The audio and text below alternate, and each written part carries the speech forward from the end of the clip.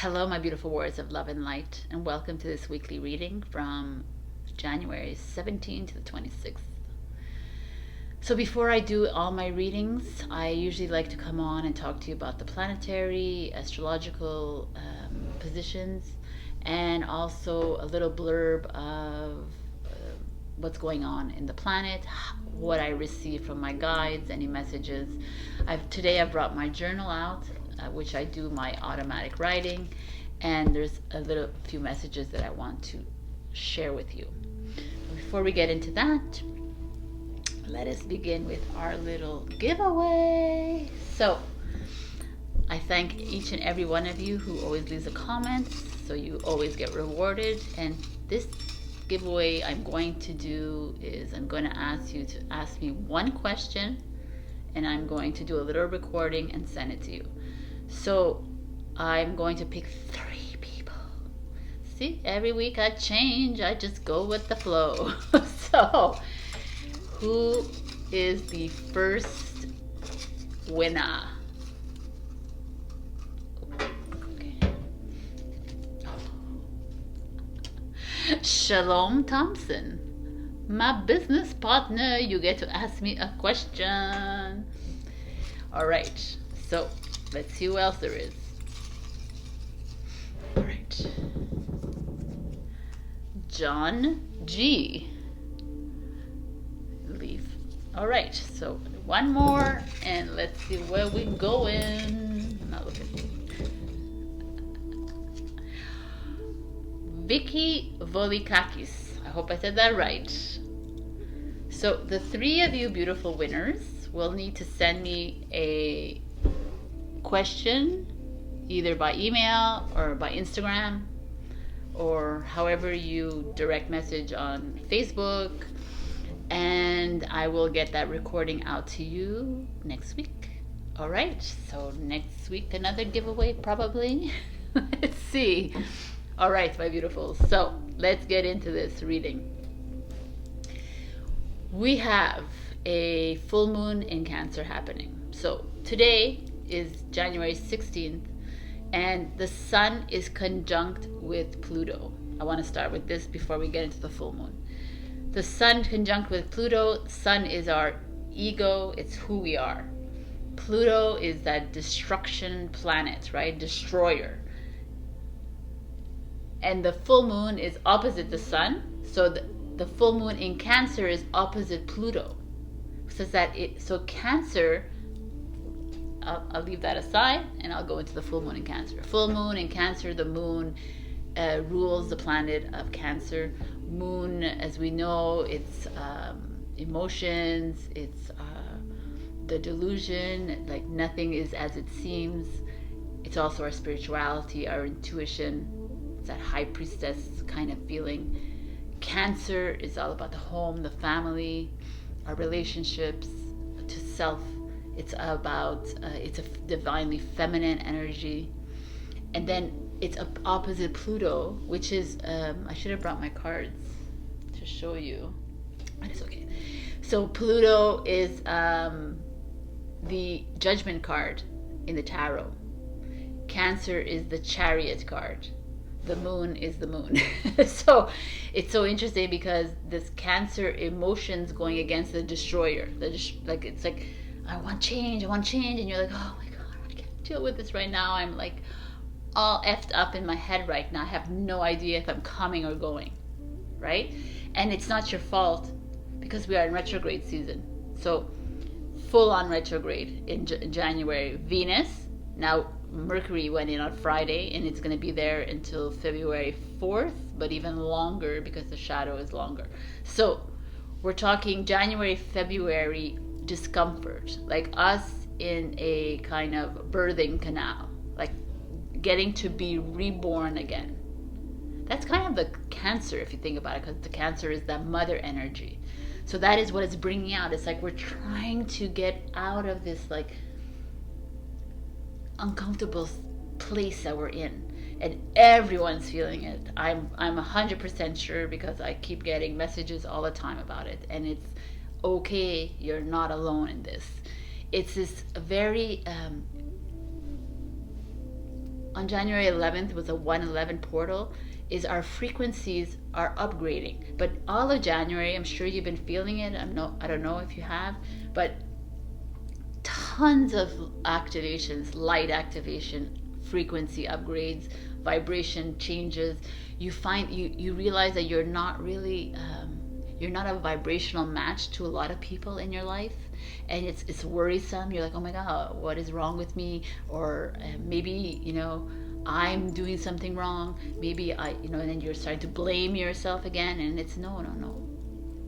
It's like, step away from these energies again. We need to claim our light beingness. We need to start now. This is it. This is why the solstice happened, and it was like this. We're opening up into new portals. We're like bringing in the light, and now this January, February, March is considered the new year, the real new year, right? So the spring solstice. So this January, February is going to be that like tight in the tunnel, in the dark. I'm not sure where I am. I'm not sure if I belong in this relationship. I'm not sure if but okay. I can continue talking, but it's so important because I've been getting the message from all my guides and my higher self that it's time to realize a different timeline. It's time to visualize yourself, like dream a new timeline. And it's not like, oh, I'm just gonna dream about it. It's really, this is the potential that we have. We can, if you can just go to bed at night before you go to bed and just visualize what it is that where do you want to live? Where do you want to live? With who do you want to be there with? Like, what is the surroundings? What are you doing? But it doesn't have to be like, I own my own business. No. This is an old energy. We need to move into an energy like where we are moving into a new energy where money and have to do this and I have to do this to pay my bills. That is old energy. Paying taxes, paying all this thing. Oh my God, what are they going to think of me? How, like, oh my God, this is all old. This doesn't exist. I'm afraid, fears, guilt, all this energy is old energy. It's old construct. It's a construct that they created so us to live in it. So we're going to go into that timeline talk, but I wanted to finish the astrology first because it's my fault. I'm going into like another path here. So I will continue that in a few. Full moon in Cancer, the retrogrades, it's a very uncomfortable feeling where we're being asked to take a break, to step back and assess. Venus and Mercury is our personal planets, so it's us. We're feeling this very strongly. Every single sign in the zodiac is going to feel this. If you haven't started feeling that in your relationships or your friends or family, then you will, because it's very it's there. It's like it's there for a reason. The retrograde in Capricorn, right? And Mercury is in Aquarius, then it goes to Capricorn. So it's this very Mercury wanting to speak, or Mercury wanting, it's like even about communication, or like I said in Instagram, it's all our technology going cuckoo, internet, computers, your lighting systems. For the longest time I've had this light in my bathroom, not the longest time actually, just for a month. I've had this light going like in my light, and I'm like, yo man, what is that? And now I just realized it's exactly this. It's the frequency. My Shalom, my business partner, same thing. She's like, the light didn't work. She called an electrician, and then it worked. You know what I'm saying? It just like, it's like we're all like in this moment. I have like, I'm on the iPhone. I don't know if it's happening to you, and I'm and then all of a sudden it just goes blank, and I'm like, okay. But that is great. That's your frequencies upgrading, right? Like we said. But this Mercury retrograde is also like affecting it. It's going to affect it even more. But so it's all this like it's keeping you stuck in this birthing canal. It's keeping you stuck here because it's asking you to, it's time to get unstuck.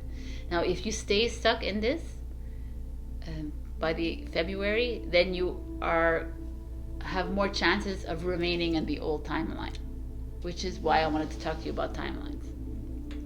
But let's continue to talk about the astrology. So January 18, Uranus goes direct into Taurus. Uranus is our rebellious planet.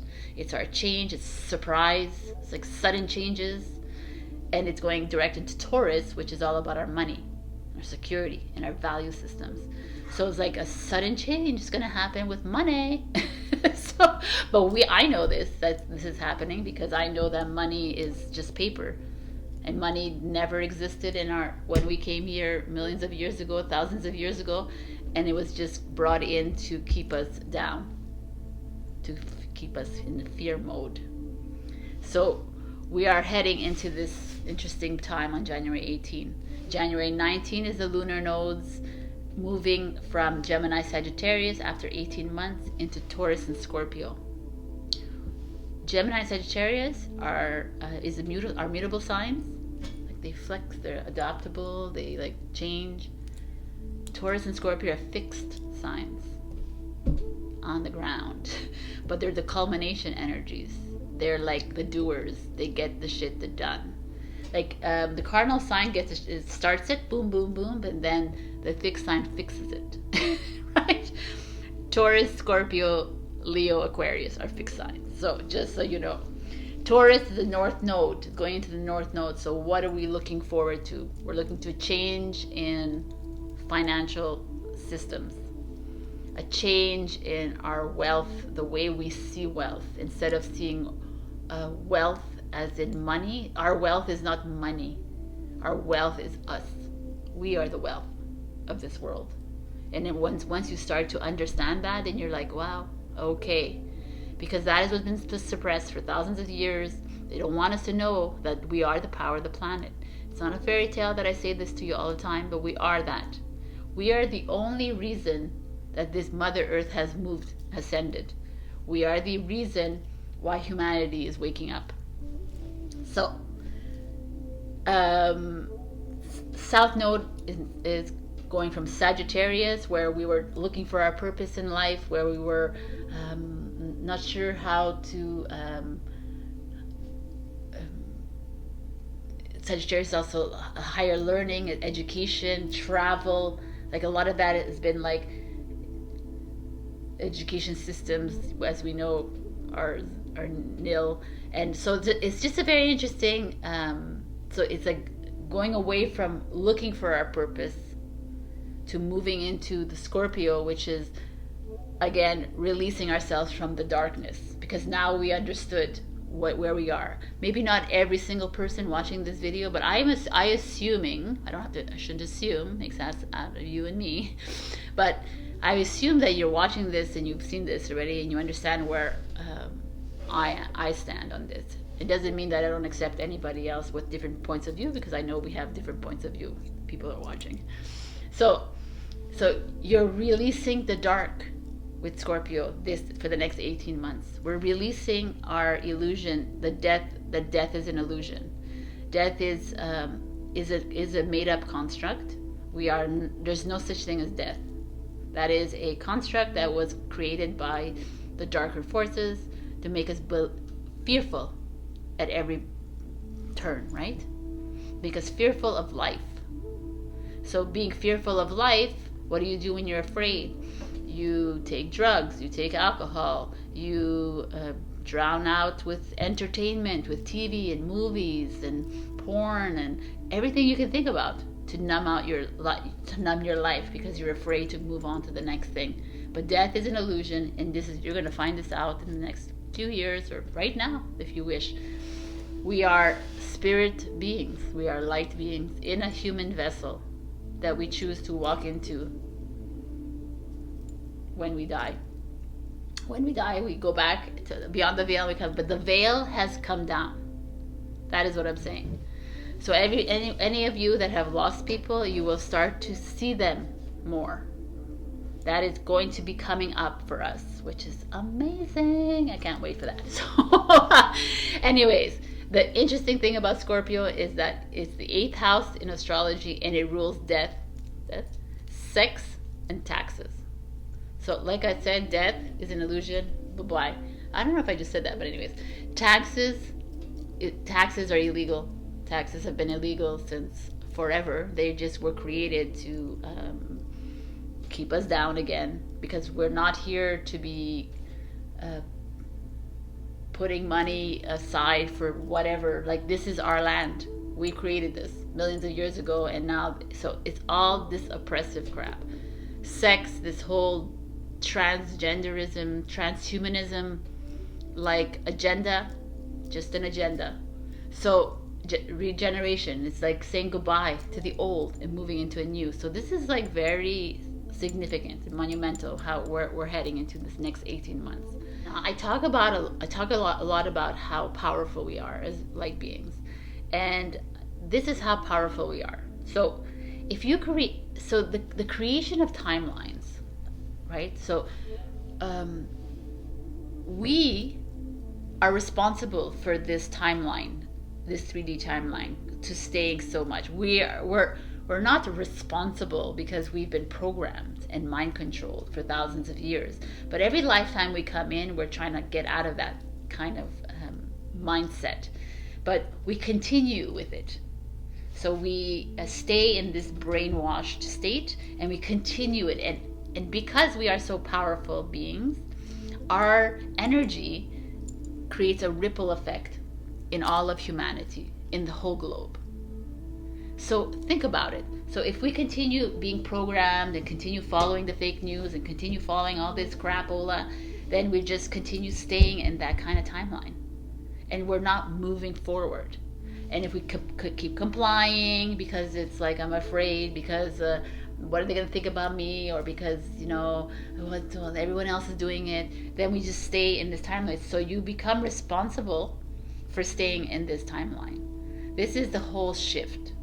We are needed to create and visualize our new timeline. And by visualizing a new timeline, you emit the ripple effect happens. So if more of you visualize a new timeline, however you want to visualize it, doesn't have to be specific, doesn't have to be everybody have the same timeline. It's all about energy. It's all about vibration. So if your new timeline is destructive, I don't know why you would do that, but maybe you would. If your timeline is destructive, then you will remain here because this timeline is destructive. There's nothing great about this timeline. Everything is meant to keep us in a low density, and we are of a higher density. So that is the message I'm getting. It is time for us to imagine ourselves. I go to bed every night and I think of myself, and I have my happy place, and I go there every single time. But by me doing that, my energy and my vibrations resonates all through the building, right? All through my neighborhood. And that is a concept that people don't quite understand yet, but it is exactly that. We have that much power. And every single person on this planet who has a soul, because there's soulless people on this planet, but everyone who has a soul has the potential to change the consciousness. So when we see protests happen and that they're not violent, because the violent protests that we've seen in the past few years have all been organized violence by the lower matrix. Every single one of them. If you look at the people, we the people protesting, there's no violence. So in that non-violent approach, the vibration rises. And the ripple effect raises the consciousness. So you don't want to go to a protest? Fine, don't go to a protest. You don't have to do anything.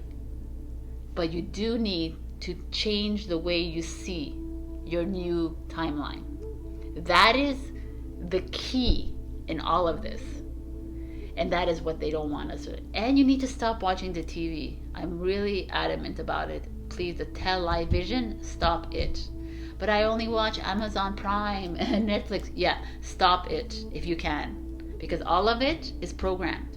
It's all pre-programmed to make you okay with whatever's going on in the world, right? They've shown us so much violence in the video games. They've shown us so much like that stupid fucking SQUID games that is like, oh well, they make you like it's normal to be like have satanic like whatever. It's not normal. So that is what is programming. That is if you step away from it, they're like, well, what do I do if I don't watch a movie? You read a book, or don't, or just sit and do nothing.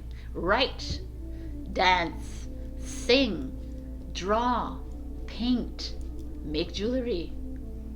So many things to do. Create a garden. You know, there's like endless things to do. Right now, at this very moment, it's detrimental to your mind. Even the social media. Like they keep you there. You know, how many times have you been watching a reel and then you end up an hour and a half later like watching reels? Because it's all programmed. And then the next day they send you a post the next day, and within 5 minutes you get a pop-up of whatever the hell you were watching. Come on, this is programming. So again, you don't have to listen to anything I say. You just continue living your life. But when I look outside, it's not normal to me. Nothing looks normal to me, and that what's like kind of like freaks the F out of me is when I see people think it's normal to wear a diaper on your face for a flu. Or it's not normal. We need to step out of this because it's not making sense. It's not making sense in my mind. So the only thing you need to do is imagine yourself in a new timeline. That is all you need to do. I'm going to read to you what my beautiful guide wrote to me yesterday about, a whole bunch of things, but they said, try not to fall in the trap of the current timeline too much. It is of a lower timeline energy.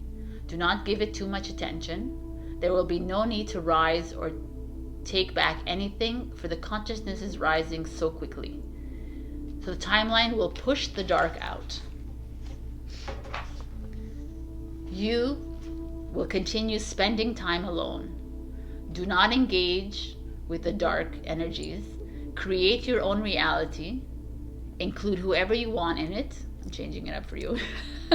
It's all set up for you to step into your place. Step away from the channels and step inside yourself. It is there where you will find yourself. Boom. You are the power. It's time to claim your sovereignty. It's time to stop complying. It's like, what if someone were to tell you that what I'm saying, that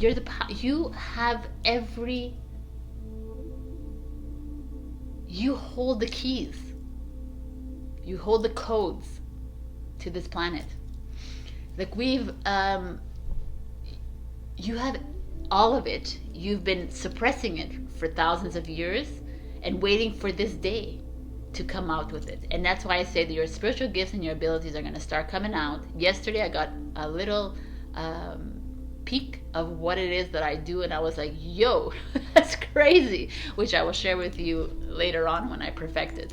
So this is like, it's such an amazing time that we're in, and the only way we can grasp it and the only way we can attract it to us is if we take that time, Venus and Mercury retrograde, to cry it out, to end things, to let go of this, I need to make money, how do I do this, how do I pay my bills, what are they gonna think, where is this gonna happen, that all this like worry. They're always like, oh my God, you need to step out of this fear and worry. Like, I don't understand where you're at.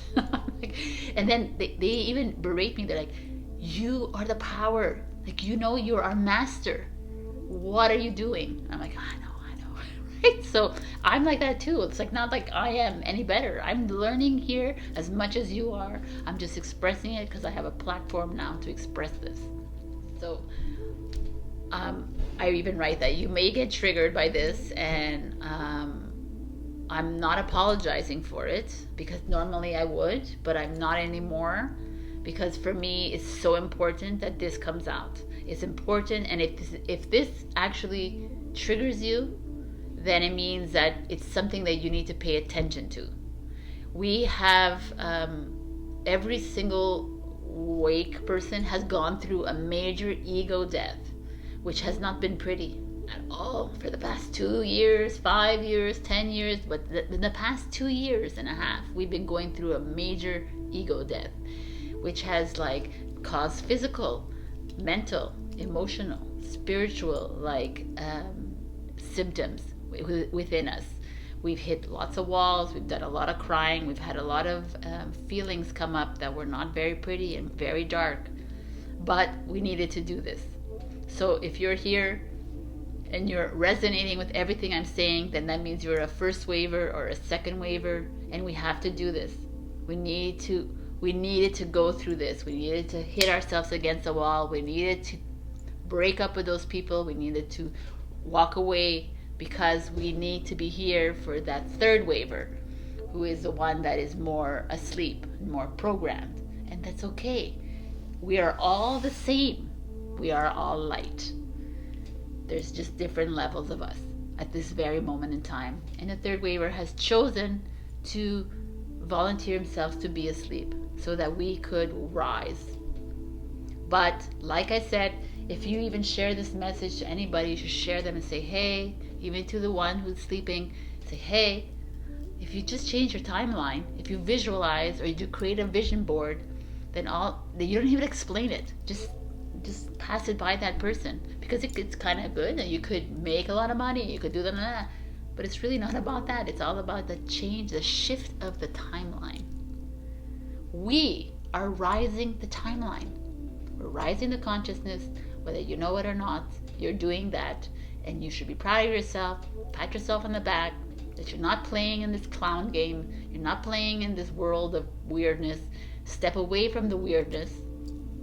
They only want us to keep us there, fighting for our rights. There's no more time for fighting. There's no more time for explaining to people or revealing that influencing people. It's over.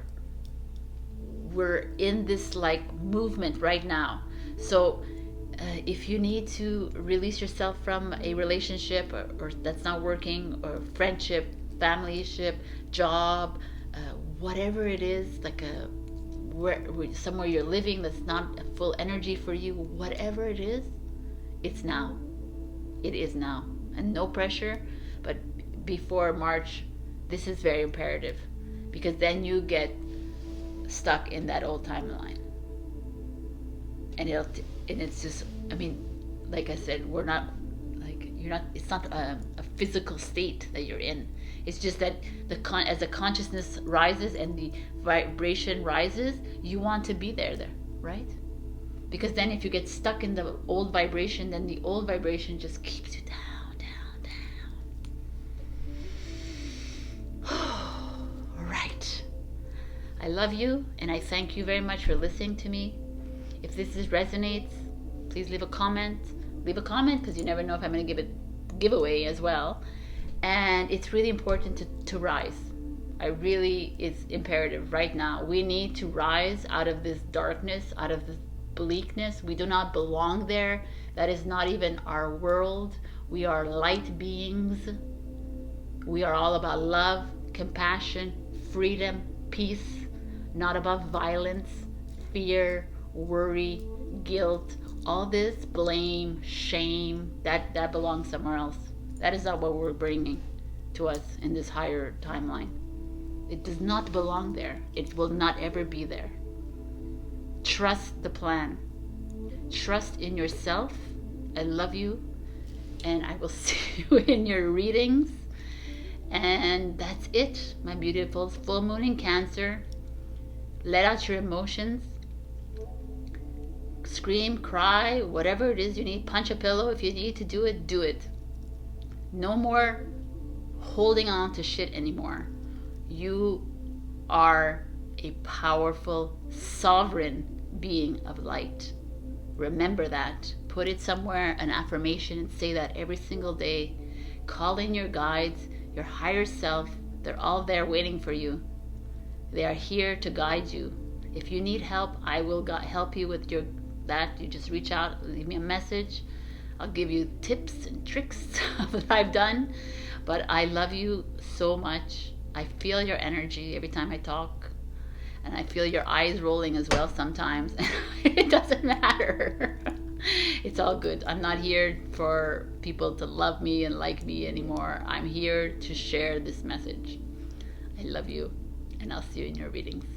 Bye. Hello, my beautiful Aries. So, we got the Dance Unveiling. 3 + 6 is 9. Interesting. In this Kuan Yin Oracle deck. So, the Dance Unveiling. Gorgeous. This is about an energy of discomfort, of realizing something that's in your life that is, it keeps showing up in your life all the time, and you keep going, oh, no, it's okay, I don't want to deal with this right now. And it keeps like coming up because you know how it is, right?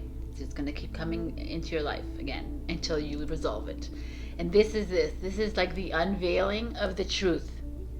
The unveiling of what is going on in your life that you are having, it's like a pain point in your life, and it keeps showing up, and it's like, okay, it's time. Let's like figure this out. Let's like, it's time to see clearly. It's time to see the situation for what it is and try to resolve it, try to release it. But it's like gaining clear insight into something, the unveiling of the truth, disclosure perhaps of the world. But let's just, this is personal. Aries. So I picked 6 cards.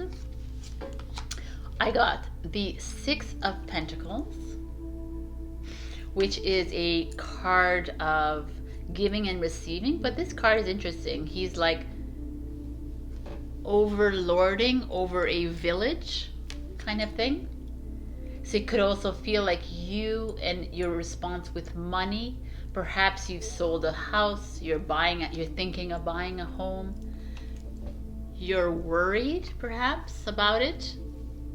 Let's see what's going on with you, Aries. And then we got the Devil, which we love so much. Let's open them all. Turn them all so that I could see better. This is the Knight of Swords,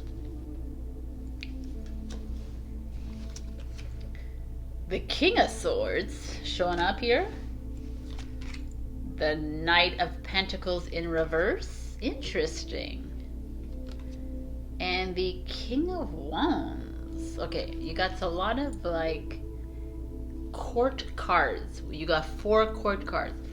Court cards are usually come in because they are people in your life, or they could represent you, but it's usually about you or another.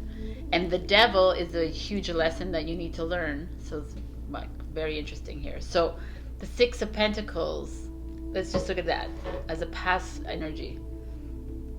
And the King of Swords. The King of Swords could be interesting. Wow.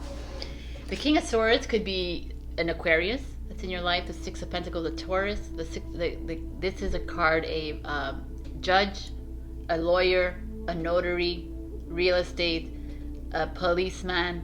You know, someone in that kind of judicial justice system. Or it could be a speaker of truth. Could be someone that's in your life that's very forthright with their words, because the sword to me is always words. It's like written word. It's the pen. So here with this 6 of Pentacles looking here, there could be like an issue of a home. Maybe you sold a home and now you're writing the contract.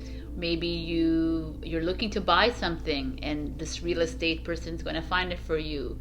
Or maybe there's a glitch in the issue here, and there has to be some lawyer, notary has to look over the contract. Perhaps you are thinking of changing your business or moving a job. There's this coming up. There's like a boss or someone, you're going to meet someone that's like very prominent, a mentor. So very interesting, but it has to do with money.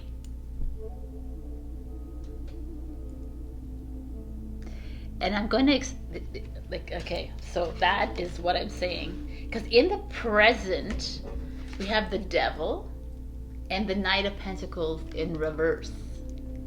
So the Devil is this energy of lies, manipulations, obsessions, but in this case where we're seeing this, so maybe there's something going on in your life, and there's this energy around you that is trying to sneak something under you, like trying to deceive you, trying to manipulate a situation. Maybe you need to be careful of this contract. I feel like we got that last week for you. No, maybe not. A contract or whatever it is that you're worrying about when it comes to money or something. Be careful of this persona. This is a lesson that's coming into your life, so maybe it's something that you need to learn, that you needed not have rushed into this, or you needed not have taken that job, or you know that because of the money. That is here what I'm feeling with this guy. And the Knight of Pentacles is like money's coming too slowly, but this one is a little bit of a delay. So you're not going to reap the benefits right away. It's going to take a while because of this lovely soul, not soulless being. There could be it could also be like that. It could governmental or whatever that, or it could also just be a person in your life. It could be a Capricorn or a Virgo that is impeding you from these rewards that are due to you. I mean, it could be that you're an architect, or it could be like you're a governor, a ruler of a body of sorts, and something's around you. You just need to be careful, read the contracts, stay away from any energies that don't feel right to you, because it's almost like holding you back. And the Devil speaks to me of external, right? It's like a Capricorn energy, and it's all about the divine masculine is about the outer. So what is happening out there is causing this delay when it comes to money, when it comes to comfort, home, marriage, even with the King of Swords, justice, something that is legal, binding. There is a delay. But the future has the Knight of Swords energy, which is vibrant energy. It's the warrior. He's one of our fast thinking. He has a laser. You see his sword is sharp. It totally can cut right through you. The knight is vibrant, almost like a laser, like Star Wars, so that there's this feeling of getting what you're due. The Knight of Swords energy is a Gemini, and the King of Wands is Leo. So there is that feeling of you eventually getting to where you want to be, Aries. Because the King of Wands energy is I'm sitting down now in my prosperity, in what I'm due. I'm just going to enjoy the festivities around me now. That's really interesting. So I don't know what's going on in your life right now, Aries, but this what feels your past and your present. It feels very your present feels more sticky and stuck than your past. You had worries about it. You weren't sure, what do I do? You're having this balance act happening, which is this unveiling happening for you. You're seeing what the world really is. You're seeing what your boss really is, what the government really is. You're seeing what this whole exchange that you're having here really, really means, and the falsity of it, and how the untrustworthiness of it. definitely there's someone around you that like has like revealed themselves to you, and you're like, wow, man. And that's causing a delay in monies. It's causing a delay even in just your like a Virgo energy is like a practicality. It's your health. Maybe there's a delay in health wise, and it's like causing you to like, wow, what is this all about? But it almost was good for you, because then we have this Knight of Swords energy coming in, like, yeah, we're gonna just cut through all this crapola. And King of Wands, like, yeah, hey, I'm gonna stand in my power. I'm gonna sit in my power, like comfortably. Like he's not just standing; he's sitting very comfortably in the grass, very like astute, very. I got this shit. Could also be people in your life, like I said. There could be like a young, someone younger than you. Usually like the knights are like teenagers or 20 years old, but it doesn't have to be. Or someone young coming in your life. It doesn't have to be young either. Because someone in your life that's vibrant and warrior-like is going to say, hey, I'm going to help you with this. Come on. Send these forms here. Do this. And talk to this person. And then, or it could be like a King of Wands kind of energy coming in saying, don't you worry about this, Aries. The King of Wands is Leo, but it could be Aries as well, right? Because it's fire sign. So it's almost like there could be help coming to you from with a younger person or like a very outgoing person. So pay attention to that. That's going to help you like settle in your abundance, in your prosperity, in your whatever it is that is being unveiled to you. Could be a father figure or a partner. There's a lot of male, it's all male energy. It's two knights, two kings, very father figure here. The devil is a Capricorn. Devil is not a gender, it's whatever it is. But it could be man or woman. It's very, all very, and every image here is a man. So that's why I'm saying it's like a lot of divine masculine energy showing up. So maybe that's part of something that you need to work on in yourself as well. The divine is the outer and not the inner. So maybe you've been neglecting the outer part, like hiding behind the veil of that. And it's like time to work on that. But know that the flow is going towards prosperity for you, which is great, because there was like, wow. So let's get you a full moon in Cancer message. So if you didn't listen to my intro, full moon in Cancer is about releasing those emotions that you have inside you of all the goings on. So Aries, oh, that was fast. Reflect on your priorities. It's an interesting card to get right now, because this is, you're going through the ringer here, and what is it that's really important? And you like come up against this devil energy. At that point, you're starting to like assess your priorities with the Knight of Pentacles. Like, do I really need to go through this heartache? Do I really need to go through this? That's the kind of thing. And then the Knight of Swords will come in. Yes, you do. I'm going to help you through this. Or it could just be you being a warrior and saying, yo, like, give me my due. This is what I deserve. I mean, that's the kings. The kings are like, these are the sovereign beings. They're the ones that like sit there and it's all been planned for them and all done, right? The destruction that's happening, and they're like, yo, so they claim their sovereignty.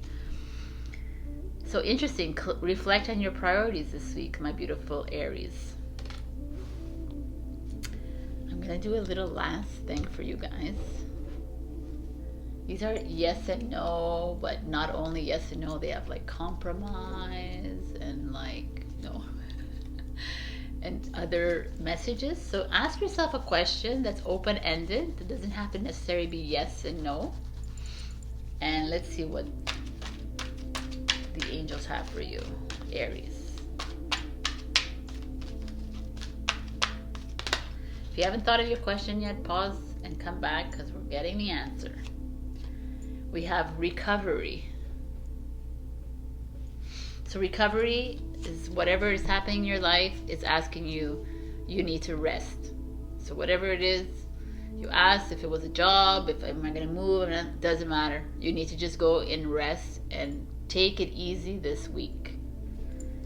Reflect on what is really important to you in your heart, not in your ego, what's in your heart. This is a very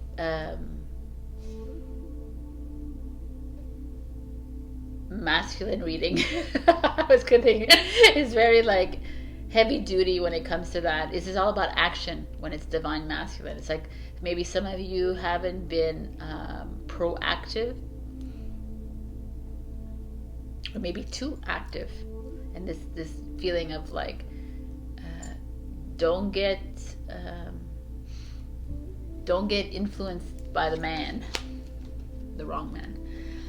All right, my beautiful Aries. So I was wondering if I should look in the book if there's anything that I need to talk to you. Oh. So this is an interesting. Sit quietly with your eyes closed. Imagine that a heavy curtain is before you. Underneath the curtain, you see brilliant light seeping out, and you notice this bright light in the cracks at the sides and middle of the curtains. Say, I now choose to adjust my vibration and vision to perceive the highest revelation of truth available to me at this time in whatever matter is of most importance for me now. I call upon Kuan, who loves me unconditionally, to assist me in this process. So I'll leave it for you here. And you can take a screenshot and maybe you can help you with you this week. Otherwise, I love you. Check your rising and your moon for other messages, and have a beautiful week. Like, comment, subscribe as usual if you haven't already. And if you comment, who knows, you might get a reading next week. Love you. A giveaway. Okay, love you. Bye. Hello, my beautiful Taurus. So we got the Amaryllis lute. So this speaks of the lute is a musical instrument. This instrument is sound, and sound is vibration. This is all about you rising your vibration. And this card is coming in saying you're doing a wonderful job. Thank you, Taurus. It's like you're growing spiritually very fast. You're moving very quickly into this ascension or to this higher consciousness. And it's asking you to remove what is no longer serving you, move away from the past. It's like a victory of the past, and we're moving into a new energy. But what is it that kept you unaligned? Was it food? Was it a relationship? Was it the music you listened to? Was it the movies? Was it whatever it is, like friends, family, job, where you live? This is calling into you and asking you, it's time to make this move. And it's so beautiful that this came up, because in Instagram I even say I didn't really know what this meant until I read the book, and then I was like, wow, this is exactly where we're at right now in the world, right? We're trying to sift through this. We're trying to step away from these old heavy energies, and we're walking into some new energy. So, wow. Let's see what the cards have. I pulled 6 cards. Let's go. We have the 5 of Cups. The 5 of Cups is an energy of seeing do you see the cup half full, or do you see it empty? But the 5 of Cups is like a depressing, kind of sad card. But in here you see she's like wailing in the water. She's like allowing the water to just flow. She's not making an effort.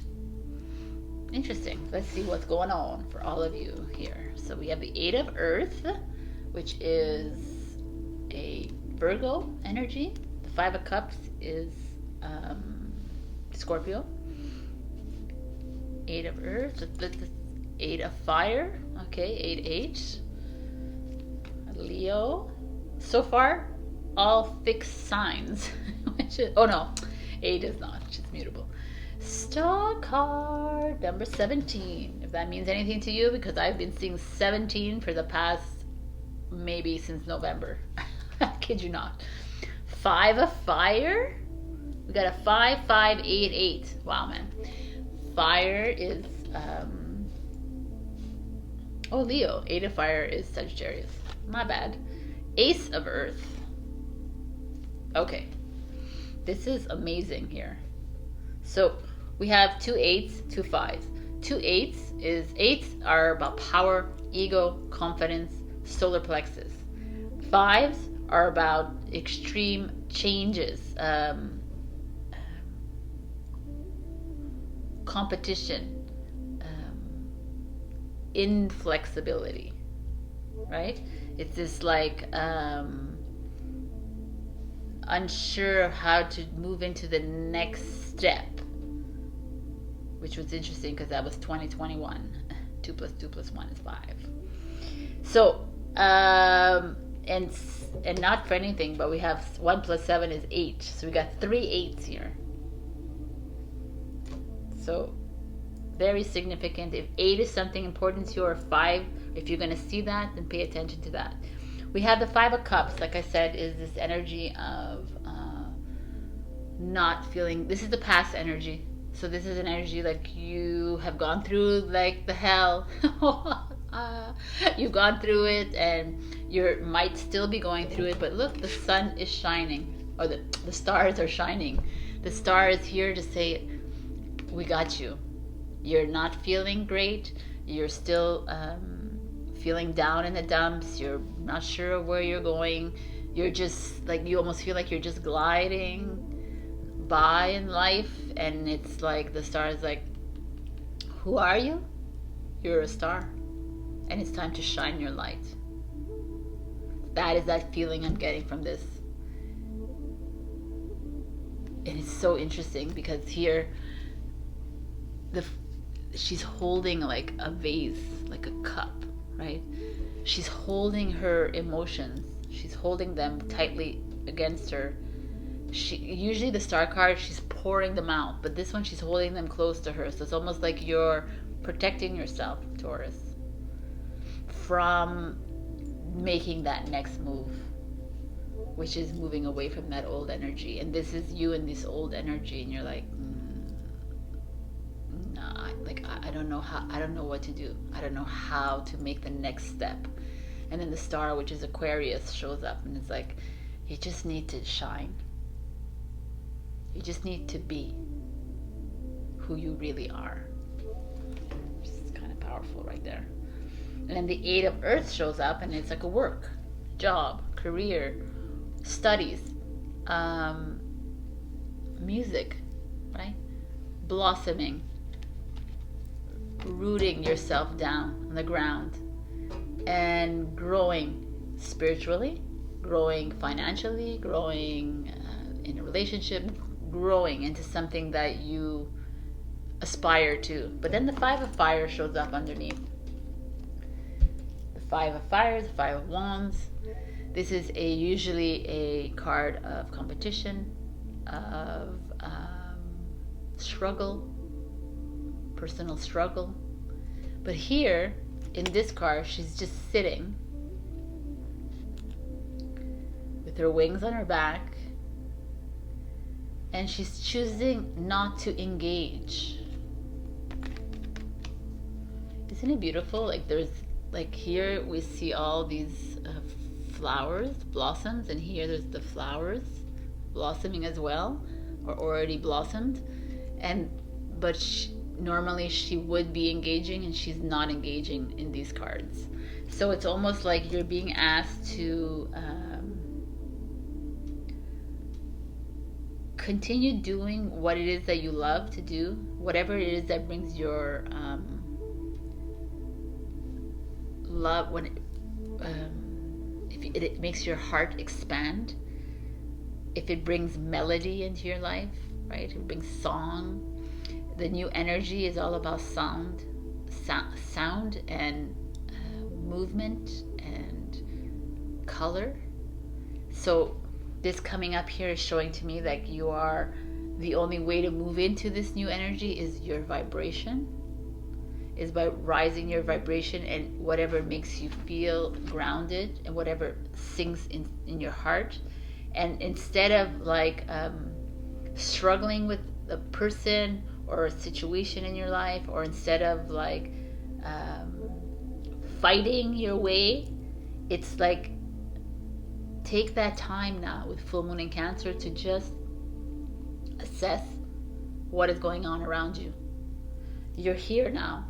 You are this powerful, and you've had to deal with like heavy energies. I like the way the placement of the cards are, because there's always like a backup plan, someone helping you through this. And the Eight of Fire, Eight of Wands energy, is usually like 8 wands flying through the air, so it's communication. But here it's like bamboo. So I don't know if you have Capricorn in your sign, they have bamboo moon. I explained to them on Instagram that bamboo takes, if you plant a seed of bamboo, it takes 5 years to actually blossom. And when it does, it's like beautiful. So like this is almost like a divine timing card. You see the panda is moving slowly through this bamboo forest that is like, seem to be like small, like whatever you're working on, whatever you're it's going to blossom into something great. And there's like almost, I feel like there's no rush for you, even though Eight of Fire feels like a rush. But in this card, I'm gonna go with the way the cards look. It doesn't feel like that to me.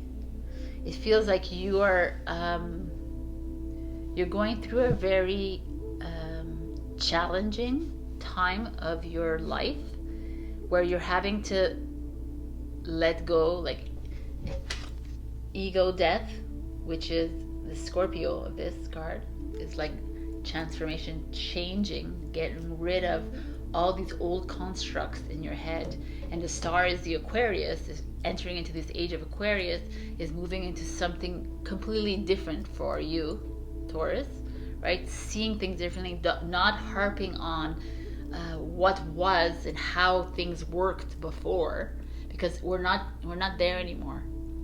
Everything how it worked before is not going to come with us in a higher type of timeline. So it's almost like, remember who you are and continue doing what you love to do. Just continue doing what it is that brings a joy in your heart. That is what is needed from you. Not because it's like a 6-figure job, not because it's like a status, because it makes you like, not because of that, because it brings joy in your heart. Because joy in your heart is high vibration. Raising your vibrations, what does it do? If you listen to my intro, it raises the vibration of everyone around you, which raises the consciousness, which raises us all into a higher timeline. So this is that feeling, and you're like taking that stand back to watch it blossom. You're not worrying about what everyone else is doing. You're not going to worry about how to make the money, how to do. You're not going to worry about that. That is because the bamboo doesn't worry, right? The forest doesn't worry that the bamboo is not growing fast enough. It knows that the bamboo one day will shoot up and will like cover the forest with beautiful bamboo energy. That is where we're heading, and this is what it's asking for you, Taurus. Because the Ace of Earth shows up at the end, which is you, Taurus, Virgo, Capricorn, and it's a new beginning.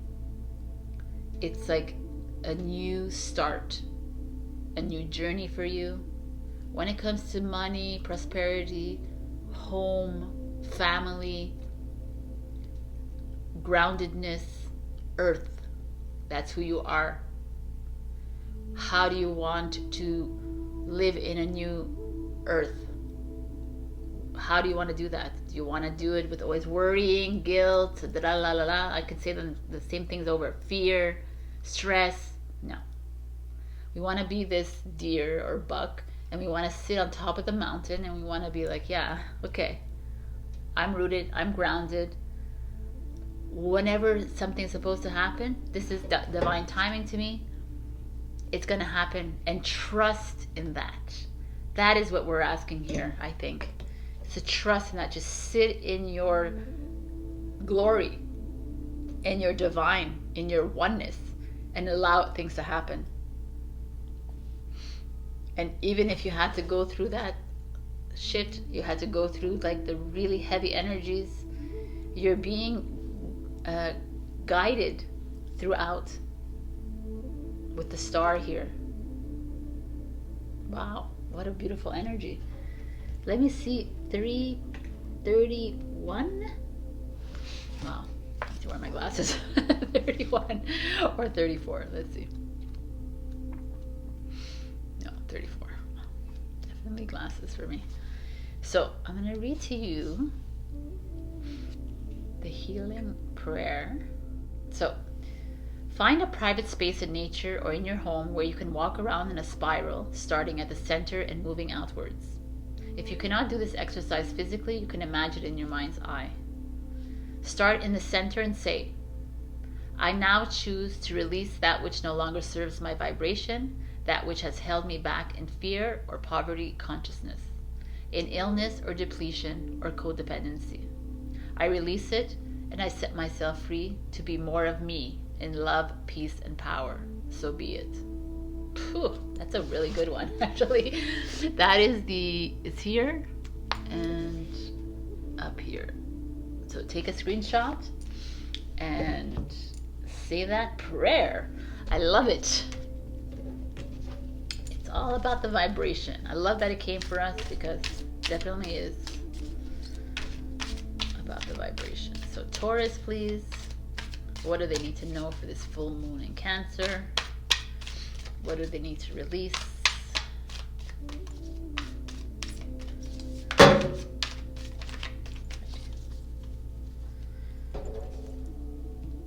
We got 2 of them.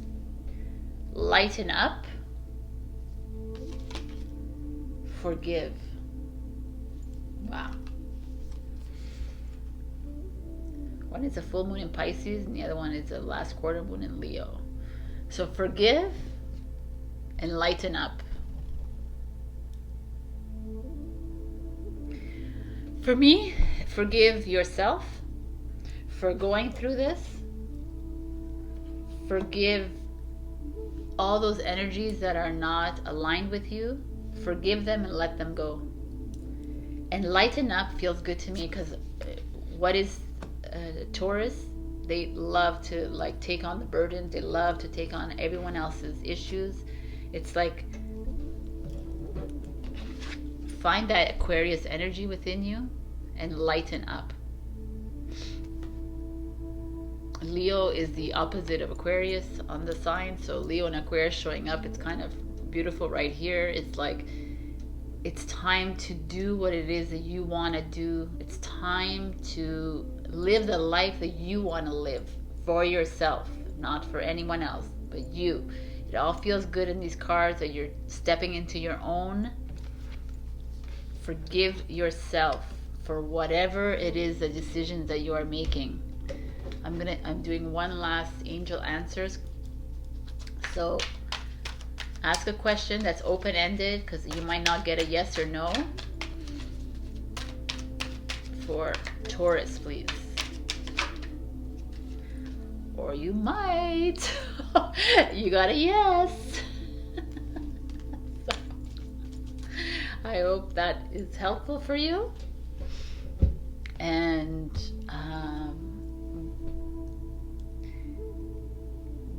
ride the wave, my beautiful Taurus. Greatness is coming towards you. Prosperity, health, everything feels good coming towards you. I really like the forgiveness. It's like forgive yourself for the struggles, for the crap that you went through, for the other people around you, for how you've reacted to other people perhaps. This is just an old matrix, and now we're moving into a new one. I love you, and I'll see you next week. Check your rising and your moon, and also leave a comment. I might give another giveaway next week, and subscribe if you haven't. I love you. Bye. Hello, my beautiful Gemini. We got the blessings of the Moon Maiden. So the blessings that she's given you are prosperity and abundance. So that's not too shabby, right? We got, and I like that fact that it's the Moon Maiden because we're in the full moon of Cancer, so it's even amplified, this kind of energy. It's like prosperity amplified, right? That's full moon. It's like right there. So I feel like, I don't feel like I know, because I've been doing your readings for a while now, and I feel like the past few weeks have been challenging for Gemini. You've been like, come up against a few obstacles, and this is like it's almost like they opened up the gateway, and it's like now it's your challenges are over. You've worked hard enough, or you've had to deal with crap in your life, and now it's like enjoy the blessings. So I love this card for you, Gemini. You deserve it. Let's see what's going on with you. The past position, we got the Three of Swords, the Strength card, the Six of Wands, Victory, the Eight of Swords underneath the Three of Swords. So that's the past has been very hard and challenging. The Four of Pentacles and the King of Pentacles. Wow. So Three of Swords and the Eight of Swords. Three of Swords, heartbreak, grief. You've gone through a really shitty time. You've gone through a hard time. There could be someone that broke your heart. Could you broken someone's heart? But the Eight of Swords shows up with this veiled. It feels like almost, ooh, very interesting energy here. It almost feels like someone may have broken your heart. Let's say this is one example, and you're not wanting to see it. You're hiding behind the veil, and you're like, no. It's he or she doesn't really mean it. No. That could be something. There could be that you lost a job, you closed your business, you had to sell your house. There's something monumental that happened in your life, and you're avoiding it. You're not wanting to see the truth of it with this Eight of Swords here. And that could be something that you've been challenged in the past with, right? That you haven't wanted to face. Like, why did that person make that decision? Why did they break my heart? Why did they leave me? You know, a lot of us, even when there's death in the home or in friends or wherever, you tend to blame the other person for leaving. It's just a human reaction. Or you don't like to look at why it happened. You just, okay, like that. It's like denial. You're denying your sorrow. You're giving excuses for someone to break your heart. Some of you. Very interesting energy here. If someone breaks your heart, that is on them. It's their issues, obviously. But it's not for you to, you could do whatever you want, but it's for you to own up to the action, the reaction, the response. And then the Strength card and the Four of Pentacles shows up in the present. So the Strength is like bravery, courage. It's like strength. Find that strength within you. She's like lying up against the lion very comfortably because she's not afraid. There's no fear involved here. There's like, are you afraid of this walking away from something that's in your life? Are you afraid of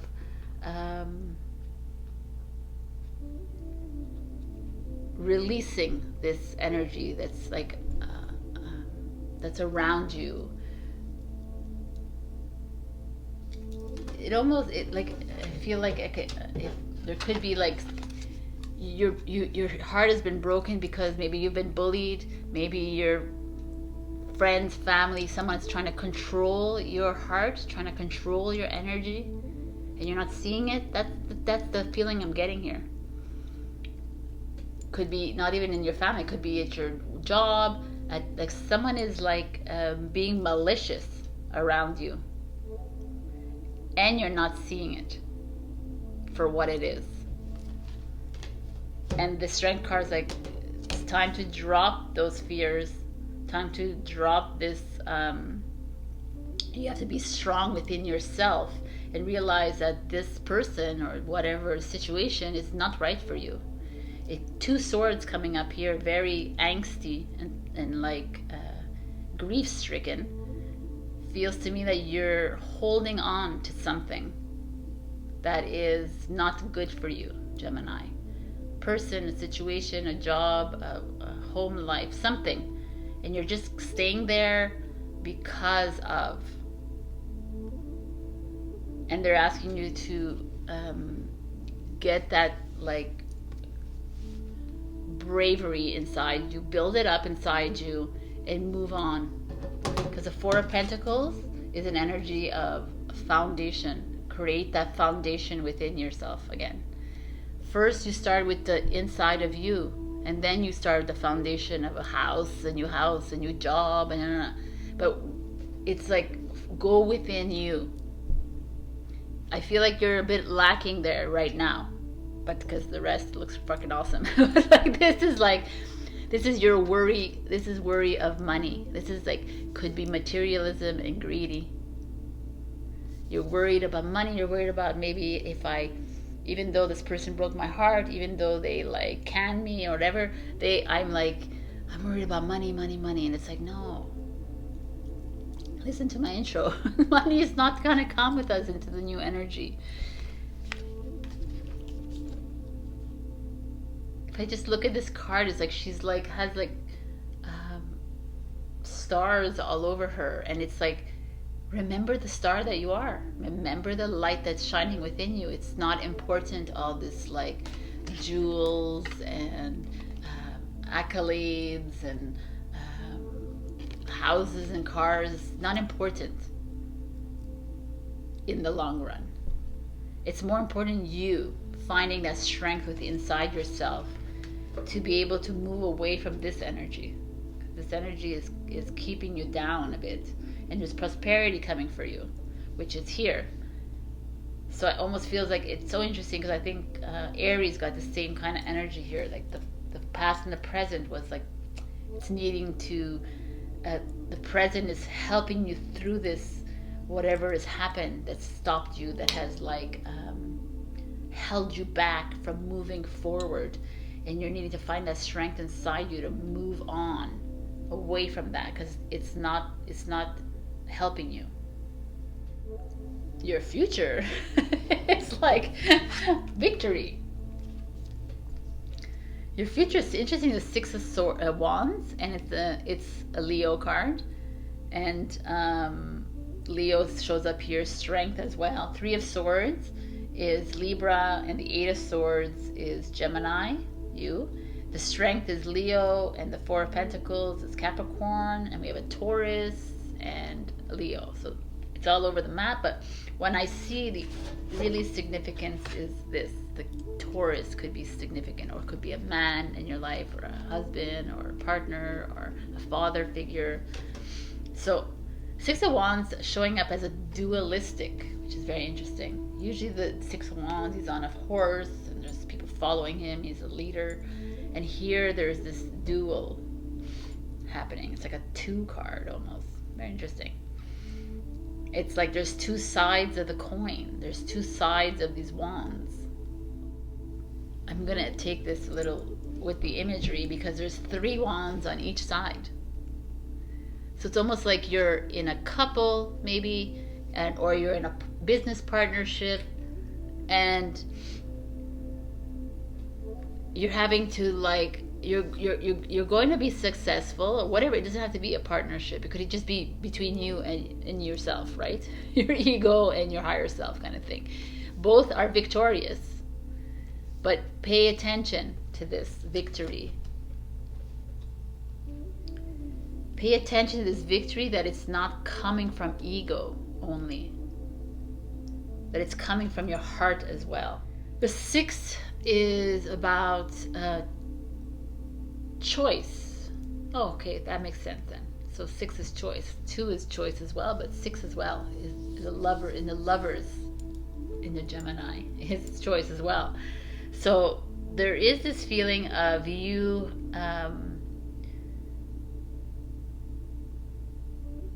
you having to make this choice for yourself to be in this victorious position by releasing this energy around you that's holding you down. By stop giving excuses to people, bad behavior, stop giving people excuses for the way they treat you, coming into your power, setting up your foundation. The victory can be yours. And then the King of Pentacles is all about prosperity and abundance. So it's interesting that it shows up here. So King of Pentacles is like, you know, he loves his luxury, he loves his things, he loves that, Taurus, but he loves stability more. He loves to have his money in order. He loves to know where it's going. He loves to he also will take care of you. He'll never leave you penniless on the ground. And I'm feeling some of you might have felt that already. And you're being asked to step into that kind of, you might have to look towards a mentor or your father or a brother or a male figure in your life to help you regain that strength inside you, regain that confidence of how you can handle money and finances. It's not only money and finances here, it speaks of that, but I feel here like you may look to someone that is going to make you feel like that strong being that you are. You might even meet someone who has money. I mean, let's be real. Okay, let's look. If we look at the cards like this. But whatever it is, you're heading towards that with stability. And you're needing to move away from this instability that's like racking your brain. So let's see what's going on for you at the full moon in Cancer. Maybe we can get more insight for Gemini.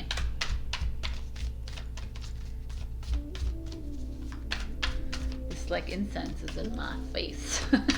Okay. All right, Gemini, please.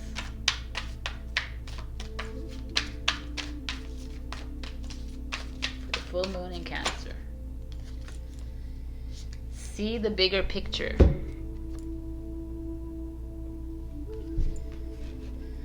So the full moon in Cancer is making us look at home and family life.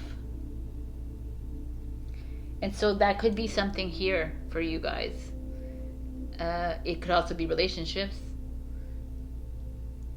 But someone that's leaving you feeling unworthy, it's time to release that and see the bigger picture. See, well, that's their issue. That's not my issue. Why am I taking on that issue? Why am I even consorting with that kind of issue when I have to be working on myself here? I have to make myself strong here, because victory is coming for me. And I don't want to, it's like almost like you're having to choose. Like you want to choose victory for yourself, or you want to choose like this, always going back into that kind of same routine of like having to deal with a narcissist in your life, in a relationship, job, whatever, like having to deal with that person that keeps bringing you down. And you're like, no, I choose victory, thanks. And I choose, and I might get help from someone in my life, a male figure. Doesn't have to be male, but king is male. So see the bigger picture, my beautiful Geminis. I'm going to do a final yes, no, maybe so, but also there's like recovery, compromise. So ask an open-ended question that you might not get yes or no.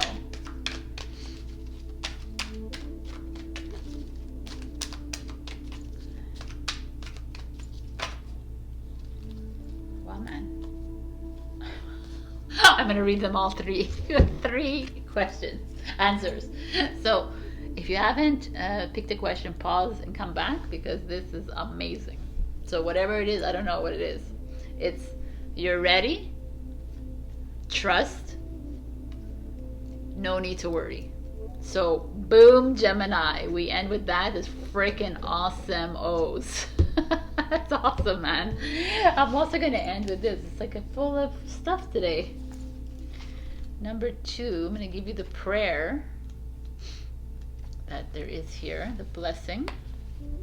I now choose to release negative energy, negative beliefs, and negative memories connected with abundance, money, relationships, success, and well-being. I offer these for healing to beloved Moon Maiden, Kuan. May she turn the heaviness of these offerings into golden light. May I receive this golden light into my heart. Good fortune and blessings flow to me now. May I share as I receive. May I flow with you abundance and divine grace. Through the blessings of the divine Kuan Yin, so be it.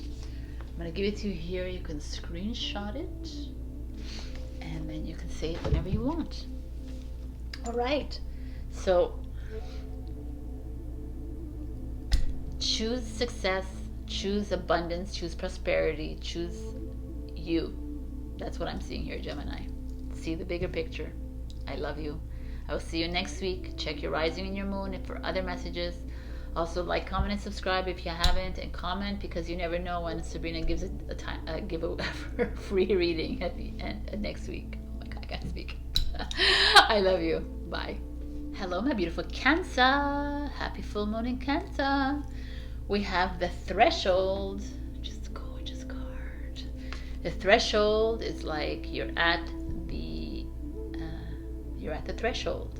You're being asked to step into your power. You're being asked to get a support group around you that of a vibrational match. Someone that is of your vibration, not someone who's lower than you. Cancer, right now the emotions are high. You need not hang around people that are going to just keep you down. You need to be around people that are going to be like supportive around you. There is a feeling coming around you also that you have to be careful of. I feel like you're going to be tested this week. Perhaps maybe because there's a full moon in Cancer, that's why it's showing up. You're being tested. So don't go into it with like open eyes, and do not fear, do not worry about it. It probably is there for a reason. You just let it go, let it flow like she is, kind of with the ribbons. Just let it just pass by over you. Reach out to those people that are vibrational beings like you. So let's check what's going on. Queen of Pentacles, Capricorn. Queen of Cups, baby. Got 2 queens, man. Queen of Cups. Guess who the Queen of Cups is? That's you. Okay. 8 of Wands. 2 of Swords. What are we like making a choice on? The Knight of Cups, Pisces. Some love's coming in. The 10 of Cups, Pisces. Wow, man. I don't know what's going on here, but love's in the air everywhere I look around. Queen of Pentacles. Queen of Pentacles is our Capricorn, which is the ruler of is ruled by Saturn, which is the devil. But that's not what we're talking about. We're talking about the Queen of Pentacles. The Queen of Pentacles, she's holding her money, right, tightly. She is our entrepreneur. She's our businesswoman. She like takes care of the family. She takes care of the business. She takes care of everything around her. It's the Capricorn energy, right? It's that kind of like control energy. It's a mother energy. It's like a divine feminine energy. But then there's a 2 of Swords energy that shows up, which is an Aquarius. No, it's not. It's a Libra energy, which is appropriate with the swords like this. Unbalanced. So interesting, because Capricorn is interesting because it's the opposite of Cancer. It's your, like, it's in astrologically, it's your other side. So it's like either you get along with Capricorn or you just don't. It's that kind of energy. But anyways, the Two of Swords energy showing up is like you're having to make a choice about something. So maybe it has to do with a maternal figure in your life, or it has to do with like a teacher, like a female, a mentor, someone in your life is helping you with a decision that you need to make. Maybe that's what it is. Or you are, it's you. This is you, like coming head to head. You're having to make a decision in a job, a career, in a something to do with money. There's this, but it's a kind of uncomfortable feeling, like the Two of Swords energy. It's like she has her blindfolds on. She doesn't really want to see what's happening. She doesn't really want to see what's going on when it comes to money, when it comes to the finances, when it comes to career, when it comes to... Let's get back to that, because I'm curious to see how this rolls out. Because then we go into the Queen of Cups. This is the present energy. That's you, Cancer. And it's all about... the Queen of Cups energy is this very warm, loving, generous energy, nurturing, spiritually advanced, intuitive. But also a Queen of the Cups could be super emotional, super sensitive. And then she shows up with her Knight of Cups, right? Which is like a younger man. So there could be like a older woman, younger man situation happening here, whether you're the man or the woman. So there, or vice versa. You could be older, whatever. There could be like a younger person, or you could be the younger person, someone older coming in for you. That is like a significance here. Could be a relationship that you've had already that is of significance. This age gap. It doesn't feel like a mother-son energy at all. It feels like a relationship energy. So whatever that age gap is for either, whatever. So it could be, that's your significant energy right here. That's holding you together. But if you're single, I feel like there's something coming in for you, like big time. Because of this Knight of Cups, and then the Eight of Wands shows up. It's like fast energy, fast motion, something coming in. And if you're in a couple and you're already in this age gap relationship, then wow. But if you're in a couple and you're not in this age, you're like, yo, there could be someone coming in anyways that's younger than you that has a message for you. That has a message for you that of happiness, fulfillment, like home life, comfort, the rainbow at the abundance. Like it just feels very rewarding and fulfilling to me. So how interesting this energy is showing up here, because here at the beginning you have a little bit of like a conflict with someone, perhaps someone, a bank manager, someone in a financial institution, perhaps, or a business owner, a manager, like anyone working in a business. There's that little bit of something not working for you. You're making a decision.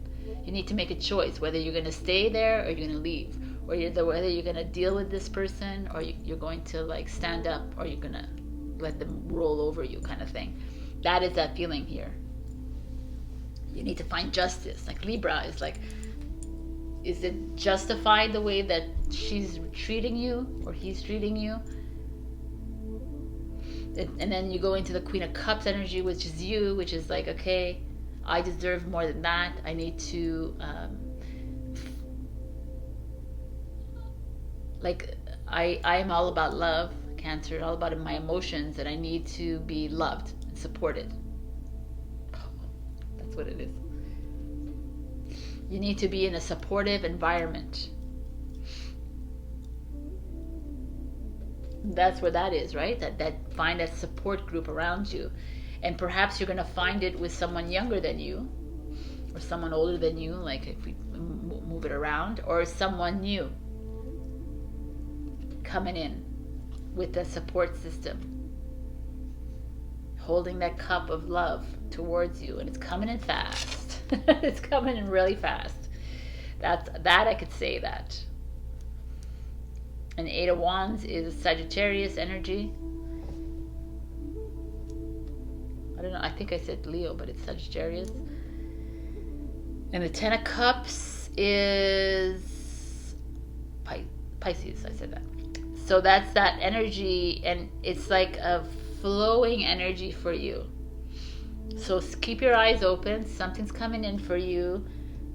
Don't be afraid of whatever the hiccup is, whatever this situation is. There's like there will be a hiccup this week with this Two of Swords energy. Something not really going the way you want it to go. You having to make a decision. It's kind of a difficult decision for you. Having to choose a crossroads. Having to choose a pathway away from maybe what this energy wants you to do. That is not related to money, or it could be related to money. There's that kind of energy showing up, but then there's that you coming in and saying, you know what? I'm going to follow my heart. And I'm going to do what I want to do.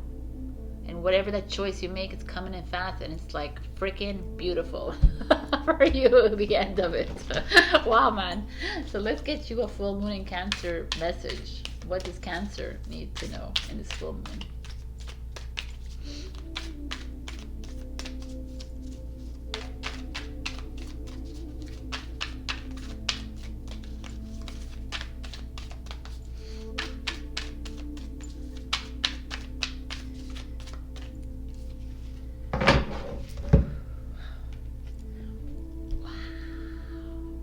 It's not a full moon, but it's a new moon in Cancer. Relax. I like this.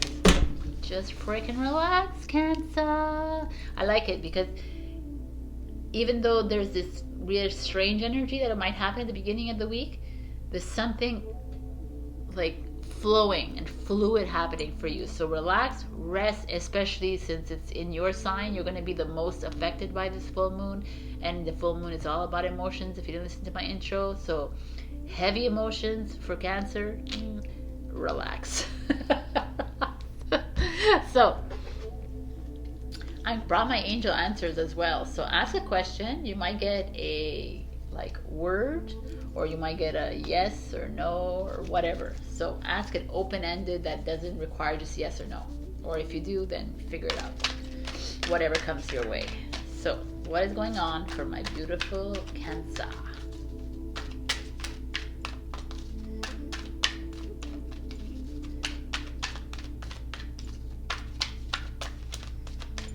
Any question, whatever. Oh, okay. Whatever question they ask, this is your answer. All right. So if you haven't come up with a question, pause, because I'm flipping the answer over. In the near future. So, I mean, whatever it is, it could be, it's probably a yes in the near future, or a no in the near future. We don't know what it means. So that is for you, my beautifuls. I'm going to also read a little prayer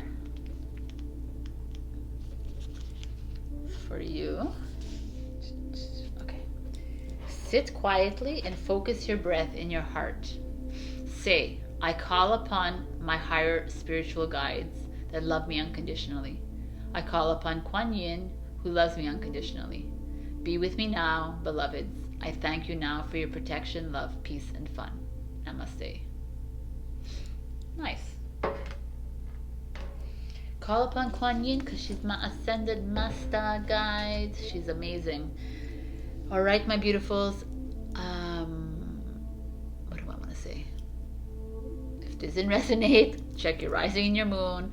Also, leave a like, comment, and subscribe if you haven't subscribed yet, and comment, because next week you can win a tarot reading in case I feel like giving one away.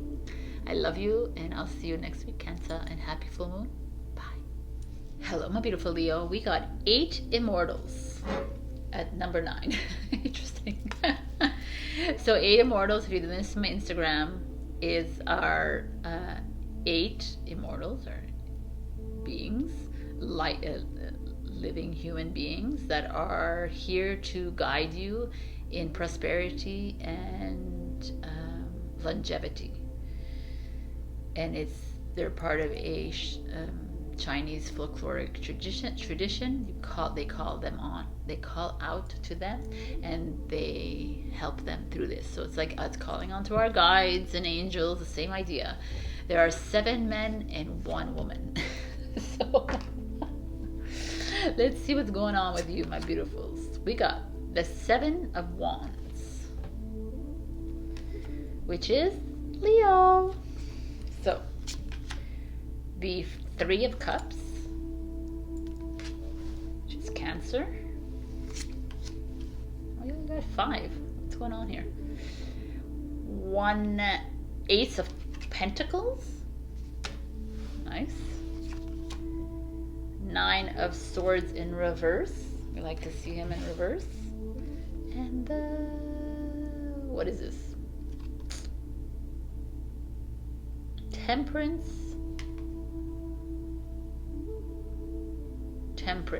Okay, because I see this, but I think that's reversed. The Temperance card. Sagittarius, Taurus, Virgo, Capricorn, Cancer, and you. So very interesting energies. Everybody got 6 except for you 5. Just go with the flow, whatever comes out. We should have gotten 8, right? But anyways. 7 of Wands is an energy of, you see he's standing here, Mr. Gladiator, with his wand. All the wands are on the floor, but he's standing there. The 7 is this, 7 of Wands energy is this energy of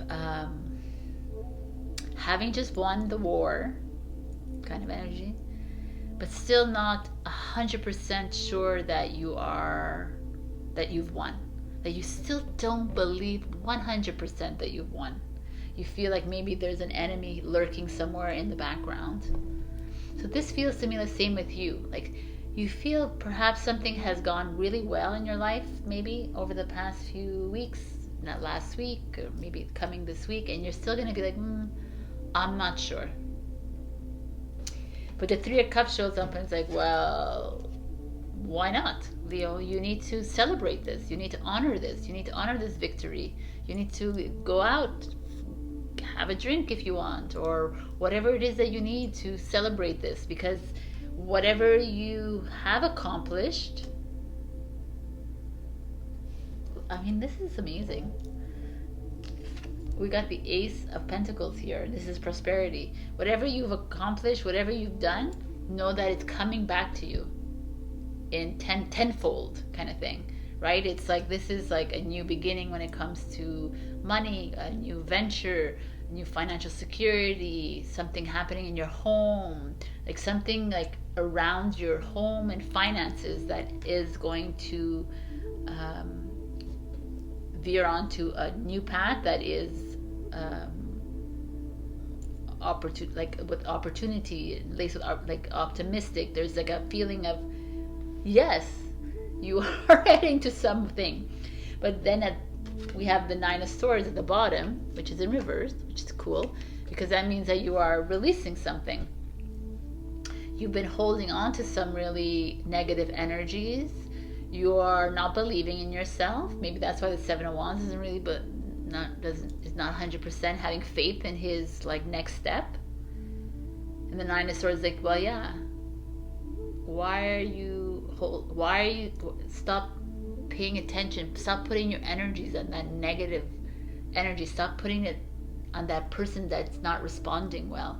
Stop putting energies on that narcissist in your life that keeps keeping you down all the time. Stop putting that situation, your energy on that business that's not making the money that it needs to be making. You know, it's like if there's something in your life that's lacking, it's like let it go. It's time to let it go and start to believe that you have this in you, because the Temperance shows up here. The Temperance is excess, you know. Temperance card is Archangel Gabriel. No, the Temperance is Archangel Michael, who stands at the guard. No, this is not temperance. That's why I was looking at it. I was like, it's not temperance. Wow. Look at this. This is judgment, ruled by Pluto, which is interesting. Now it's more interesting. And this is Archangel Gabriel. Yes, that's why. Wow. Okay, so Scorpio, by the way. Well, I'm gonna get this. Pluto, which is in conjunct with the Sun today on the 16th of January. It's very interesting. Pluto is all about uncomfortable change, right? It's about the destroyer planet. It's about like transformation, judgment. It's like it's like getting to the end of the journey, like having to finally release yourself from that which is no longer serving you. It's trying to awaken you up to what is coming. So that's so interesting, these energies now. I'm like, okay. I was looking at how many people there are. There's like 3, 4, 5, 6, plus the angel 7, plus the hand 8. So there's 8. So perfect. So there's this feeling here of reckoning to me. You are at a precipice of your life, Leo. You have really worked hard in your life. You've tried really hard to figure your purpose in your life. You've tried to please a lot of people in your life. You've tried to work with these people. You have been very successful. Like, is this like a very general reading to me? Because it's speaking of very, like, it's not speaking of any specific to me when I see all this together. So I feel like it's more a beautiful message to you. It's like it's time to stand in your power and believe that everything that you've done is for a reason. And even if, like, at this moment in time, you're like, well, I just lost my job. I'm not working. I don't have this money. I don't have... If you didn't listen to my intro, then you know that that's not what's important in the future. In the future now. However you want to live your life. If you want to live in a higher timeline, you could choose that. It's not important. What's important is how you feel. It's living in this peace and this love and freedom. Not in this like land of money and status and power and greed. We're not there anymore. But that's what we're trying to destroy. That's what we're trying to destroy. We're trying to say goodbye to that, and we're moving into something grand.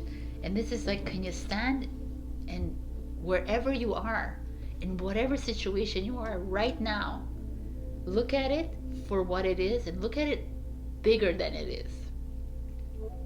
So what, you don't have a job? That's divine timing. You're not supposed to have a job right now. Can you stand up and hold that wand and say, okay, I'm not supposed to have a job right now. I'm going to release myself from all this. I'm going to release myself from all this angst, stress of like, oh my God, you're not good enough. What are you doing in this thing? La, la, la. That is happening here. You are good enough. You are worthy. You are Leo, man. It's time to celebrate yourself, your journey, wherever you are in your life. It's time. Know that you are here in this very moment for a reason. Know that you are, even as dreary as it looks like to you, you are here for the longevity of it. And these two cards showing up, the awakening card to me, it's like you're awakening to your abilities. You're awakening to your gifts wherever you are in your life. And if you don't have a job, or if you're not liking your job, then you know what to do. Because this is coming and saying, hey, you know who you are. And now it's a step into that power that you are. because the Ace of Pentacles shows up, and the Ace of Pentacles is like, abundance is yours, prosperity is yours, stability is yours. It's you who needs to create that reality. Not anybody else can do that for you. That is the whole lesson of this whole spiritual awakening, is that no one is here that has any power over you. No one can create your reality. Only you can. So what is it you want to do in your life? Then think about that. Visualize that, Leo. That is what will come true in your life if it's supposed to be part of your life. If it's not supposed to be part of your life, then it will never come into fruition. If you force it into fruition, it will fall away faster than it came in, because it's not part of your vibration. It's not part of your alignment. So have faith in yourself. Have faith in this journey that you're on, because greatness is showing up here for you. You are in a process of awakening, and you are in a process of accepting what you deserve. The worthiness, the abundance, the love, the freedom, the security, the stability. It's all there for you. Release these like, I should have, I could have, I would have. Release these, I'm not good enough, what if, maybe I need to give, what are they gonna think? Release that and move into celebration, which you love to do, man. So celebrate. So I'm gonna give you a full moon in Cancer message for Leo, please.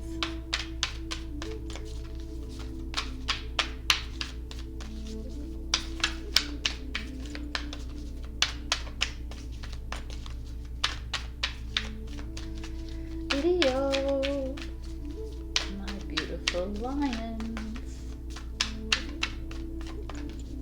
All right, you want to come out? Ooh, new moon in Scorpio. Go deeper. Deep, deep inside, deep. You know that song? Okay. Go deeper. All right. That is what you need to do. Maybe some of you are surface leveling it. You're not going deep enough. You're not. That is why you're having a hard time having faith in yourself, moving into this next step of yours, which is saying, hey, we have everything coming for you. And now it's asking you to go deep. Full moon in Cancer is asking us to go emotionally deep inside, to release all the ego death time, to release all those emotions that are stuck inside of us. We're needing to move away. Archangel Gabriel is here to help you through this, to guide. He's like trumpets, he's the one who trumpeted the birth of the fake whatever. And then he's here to say, hey, it's time to rise, my beautifuls. So I'm going to also give you an angel answers card. So it could be a yes, no. It could be also a little message that comes out. So ask a open-ended question and you will get a open-ended answer. Alrighty then. We got 2. So pause if you haven't come up with your question, and I'm going to do it right now.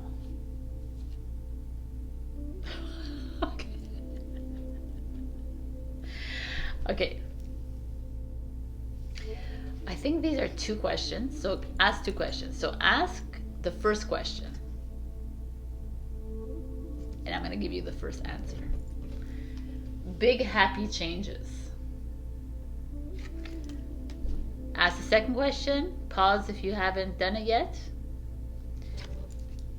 Not the right time. So that is you.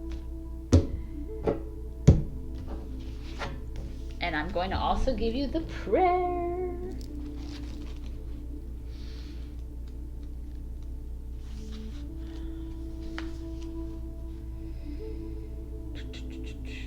Okay. Close your eyes and visualize 8 beings of unconditional divine love all around you.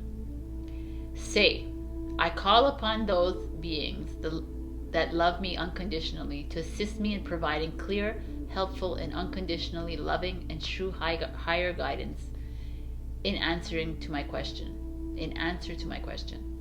Thank you, beloveds. Namaste. Interesting, right? That I just asked these angel answer questions. All right. Oh, I'm going to give you the screenshot so you can see it. There's also other stuff here, so you can like take a screenshot and just do the other stuff. Here, you can take the whole thing. All right. All right, my beautiful Leo. You have a little bit of work to do to go in deeper, but stuff is coming towards you. Take advantage, believe in you, trust the plan, trust the divine plan that's in front of you. Things are coming towards you, so open your aura, open your energy for that. But let go of those around you that are not serving you anymore, or yourself. Okay, I love you, and check your rising and your moon for extra messages. Also like, comment, and subscribe if you haven't subscribed yet. And if you comment, you might be winning a giveaway next week, because Sabrina decides when she decides. Right? I love you, and I'll see you next week. Bye, Leo. Hi, my beautiful Virgo. We got the call of the dancing crane. So this is about you stepping into sound, movement, vibration, like moving your body. But also I wanted to read to you what it says in the book, because Alana Fairchild, the author of this book, is so very eloquent. I want to get my glasses for you so I'm not squinting. So I thought this was interesting, so here it is. Have you ever felt like you were a different person on holidays or when you were traveling? This is because you are free of the astral gravity that you usually live within on a day-to-day basis. The astral plane is like glue. When we put enough energy of habit into thoughts, emotions, beliefs, and stories from our past that condition how we interpret current life experiences, we can get stuck in astral gravity, unable to let go of ways of thinking and reacting, even if we really wish to do so. We can create sticky astral thoughts and beliefs that attach to houses, places, and people. When we are in a different environment, we often have a chance to create fresh habits and beliefs, which is why a holiday or travel can be so refreshing and inspiring. Sometimes, however, that is not practical, and we need healing to break through the muddy stagnation of old thoughts and beliefs right now. The call of the dancing crane is to stop believing in your old stories, your old habits and patterns, and to realize that they are simply astral conditioning. There is no higher truth to them than this. You are allowed to change them. You can choose to cultivate any thoughts, beliefs, and interpretations of experience that you like.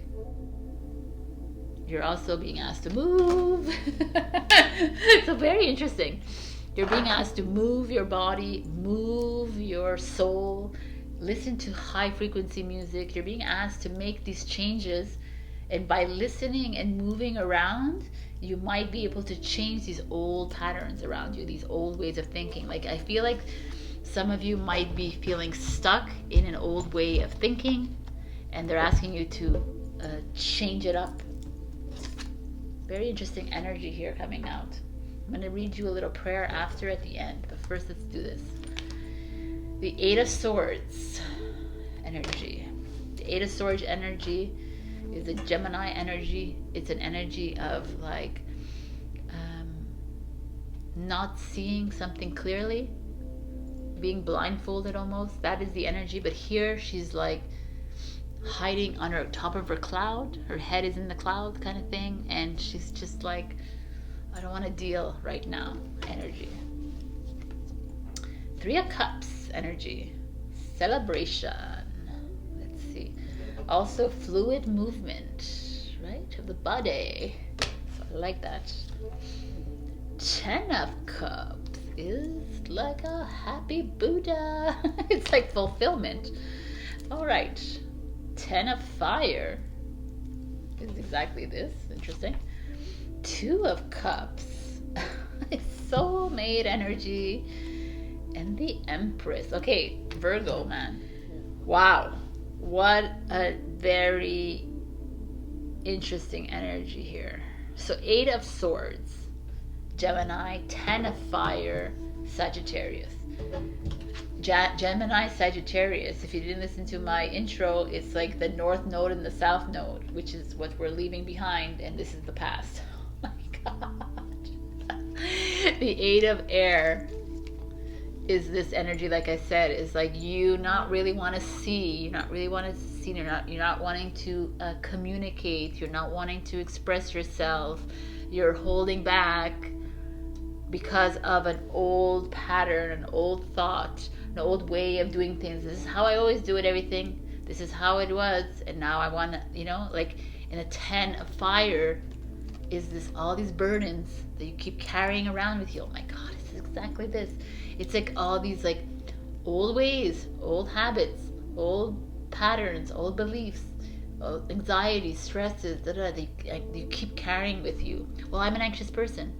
And you keep saying that to yourself all the time. Well, I'm an anxious person. I suffer from anxiety. I suffer from, I'm an overeater. But you're like, why are we labeling ourselves, and why we keep saying I am? The more you say I am this, the more your cells inside your body say, okay, then that's what you are. Then you're anxious. I'm going to keep you anxious for the rest of your life. That's how it works. That's how you can heal yourself, through sound, vibration, and movement. If people know me personally, they know that I've been like, truly believe that you can heal yourself. I've like believed in this philosophy for maybe 25 years. Yeah, aging you, yeah.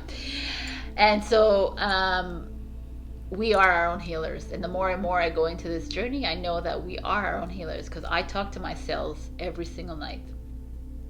Not every single night, but I talk to them at least once a week and say, hey cells, how you doing? I love you.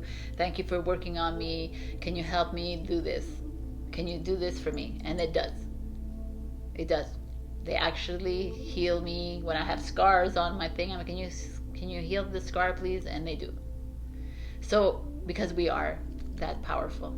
And that is what this is telling me here. You are, you keep sticking to your old ways because you believe in that. It's like a belief system, a limited beliefs that you are, Virgo. You're like, I am poor. I'm never going to have money. It's okay that I don't want money. What the hell is that? No, man. Everything you say around I am needs to be positive and high vibrational. I am wealthy. I am abundant. I am deserving of love. I am worthy. I am happy. I'm feeling great. And if you're not feeling great one day, you're allowed to freaking cry it all out, right? And it's not like it. But if every day you tell yourself, well, I'm an anxious person. Well, I'm really worried about money. I'm really worried about money. You keep telling yourself, I'm really worried about money. Then you're going to be worried about money. And money's never going to come to you because it's not in, you're innately telling your body what it is that you are good enough for. So that is this energy showing up here for you guys. So it's something around you, whatever area of life it is, you are keeping yourself in a stuck position. You're keeping yourself in this lower position because you're not really trusting in yourself. And yet what comes out is the 3 and the 2 of Cups, right? They come hand in hand. The 2 of Cups is this like love relationship, a soulmate relationship, a twin flame energy, a happy, like a celebratory social event. There's like something here that is here for you.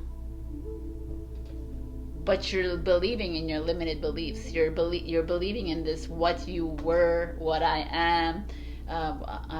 So you're not able to allow this in to your life, but it's here. It's like, I'm here. Your soulmate is here. Even if you're in a really happy couple right now, there could be a soulmate, a friend. Doesn't always have to be a boyfriend or girlfriend or whatever. It could be someone coming in helping you through this rough little patch that you're in right here, through dancing, through movement, through breath, through whatever, healing. Something different. Something is showing up here, asking you to try something new.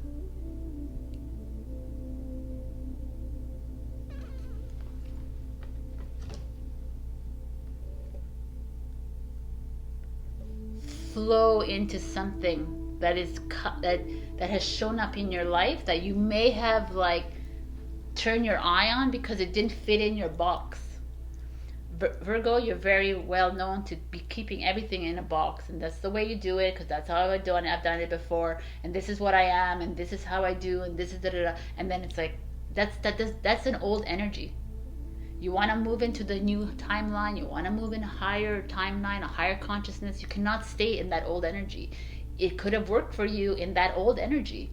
You could have made millions of dollars. You could have like done all the trips in the world. You could have like met whoever you want. It doesn't matter. Whatever happened, however you achieved in that energy stays there.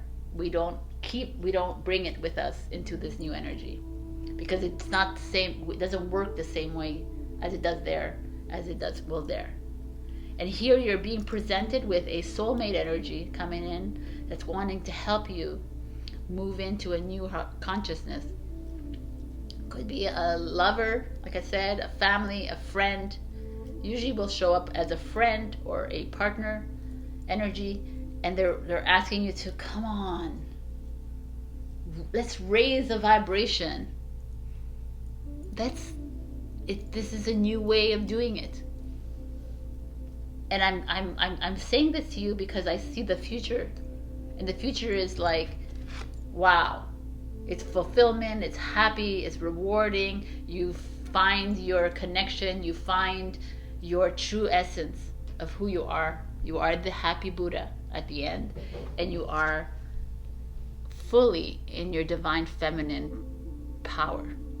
Whether you're a man watching this or a woman, doesn't matter because we both have these energies. And the divine feminine energy is where we're heading. That is the new energy, the mother energy. We have been controlled by the father energy, and now we're heading into an empress energy, which is Taurus, Libra. This is Pisces. If it matters, the Two of Cups and the Three of Cups are Cancer. Gemini is what we're leaving behind, and Sagittarius is what we're leaving behind. And we're moving into this very watery, emotional. Empress is Taurus, Libra, so still pretty emotional. Even though it's earth and air, they're still like very in tuned, and they love the earth and they love relationships, Libra. So it's like you're being asked to leave your old self behind, so that you can work into this new self. But when you come into this new self, it's like a love is there for you, a happier family situation. Everything that you want is here for you to grow. It's not like a stagnant energy. Water is continuously flowing. Earth is continuously moving, right? There's plants growing, dying, up and down, up and down. There's that growth.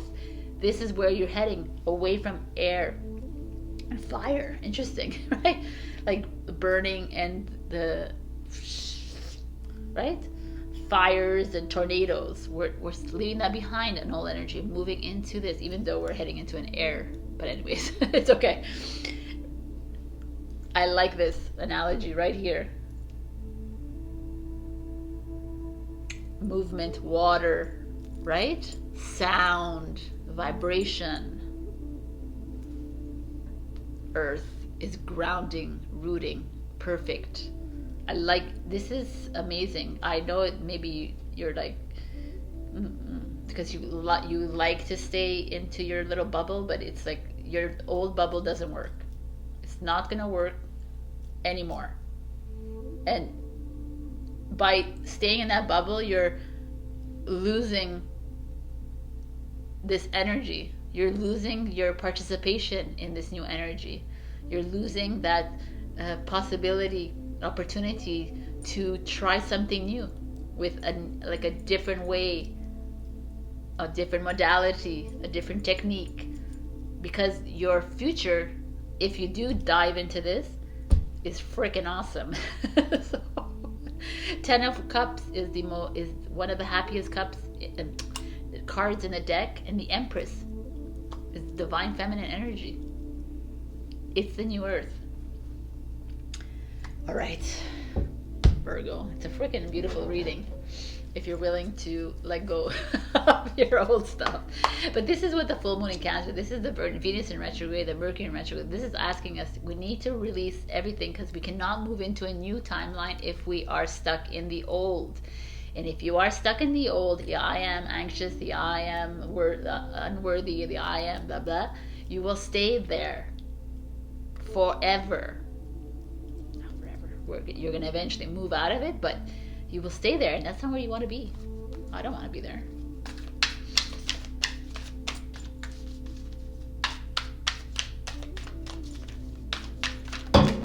Oh, relax. Your new moon. Oh, wow.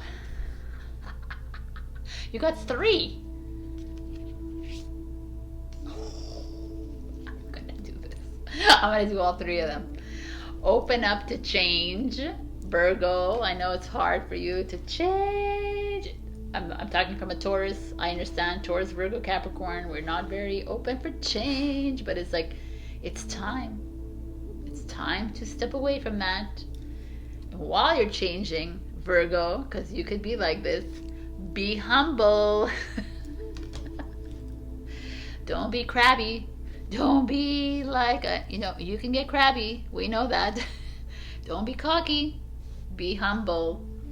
And wow, new moon in Taurus, know your freaking worth.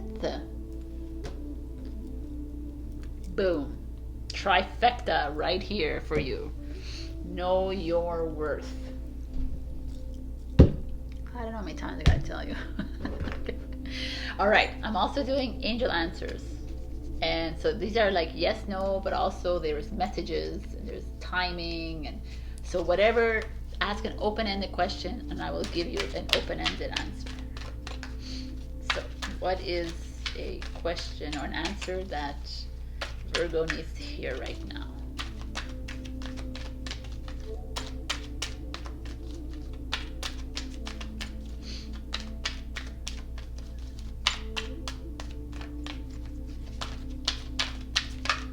Wow, they're really thinking about yours. Everyone went flying out. They're like, okay, let's get the good one.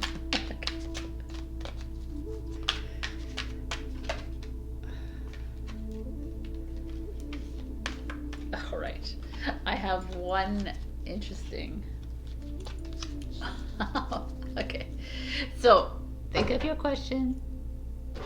This is your answer. Reconsider. All right. And one final little thing, I'm here with you a lot today, is I'm going to give you the beautiful prayer from the Call of the Dancing Crane. Beloved Kuan Yin, God is calling through the dancing crane. May your sound, grace, and light shine brighter than my doubt or fear. May your light help my own soul drawn near. May I surrender that which no longer serves me with an unconditional love and replace it with inspiration of your divine love. Om Shanti. You can even take the screenshot of the whole thing. And all right, Virgo, you know what I'm gonna say. Say goodbye to the old way of thinking and move into something new. What a beautiful reading. I love you. I will see you next week. Check your rising and your moon for you can find your rising and your moon if you go on cafeastrology.com. There's free birth charts there. I should put that in the link below. And also like, comment, and subscribe. If you comment, there's a likelihood that I will the more people that comment, I will give free readings at the following week. All right, I love you and I'll see you next week. Bye. Hello, my beautiful Libra. If my eyes look red and I'm like sniffling, it's because I think I'm allergic to the incense that I just put on. So I'm not crying. All right, my beautiful Libras, we got the Tao. 3 + 8 is 11. So Taoism is a Chinese philosophy, a natural order of the universe. It's like they believe in letting things just flow. Right? Allowing things to just happen, because that is really how it should happen, and just letting it like flow. basically, right? So I feel like when I saw this, I thought of Libra, and my message is how I got it. It's like a lot of you are diving into some dramas around you. You're diving into heavy energies that maybe you're needing to release. Maybe people around you that is not in your flow, and you're noticing it, and you're trying really hard to fix things, but it's just not working, and you're being asked to just let it go. So let's see what the cards have to say for you. King of Cups, Scorpio energy. Eight of Pentacles. A lot of people have gotten that today. Eight of Pentacles or Eight of Wands. Four of Cups.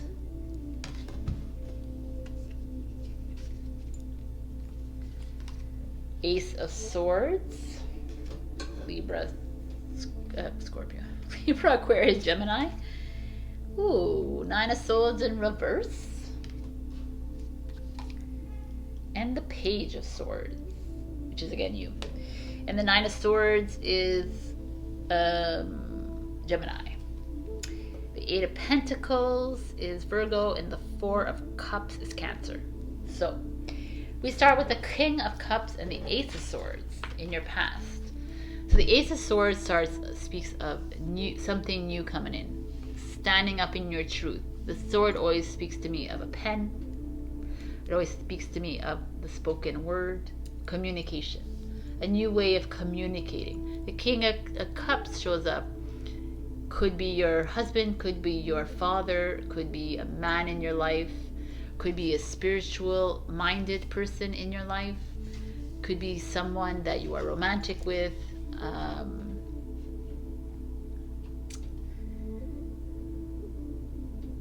The King of Cups energy is a very emotional energy. It could be you too that's showing up here, that's very emotional. And the Ace of Swords is like, so the cups and the swords energy, water and air. For me, when I think water and air, I think of like tornadoes or hurricanes, right? So that's a little bit of a opposition here. And it's like asking you to come up with a new solution when it has to do with a man in your life or you in your life.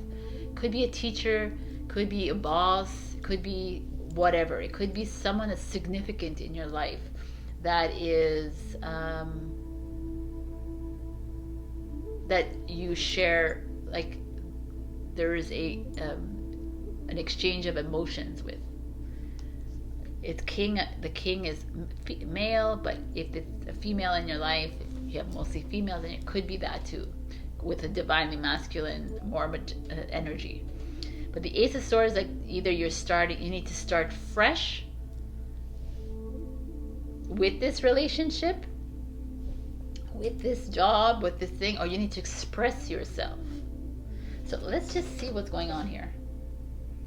Because the Eight of Pentacles shows up, and that's usually about your career, your studies. It's about, again, this is very interesting. There's always this dualistic thing happening in these cards, this deck. Like the man, the woman, or the choice. But again, it's all like money, like coins, status, power kind of thing. And that showing up and the Nine of Swords underneath.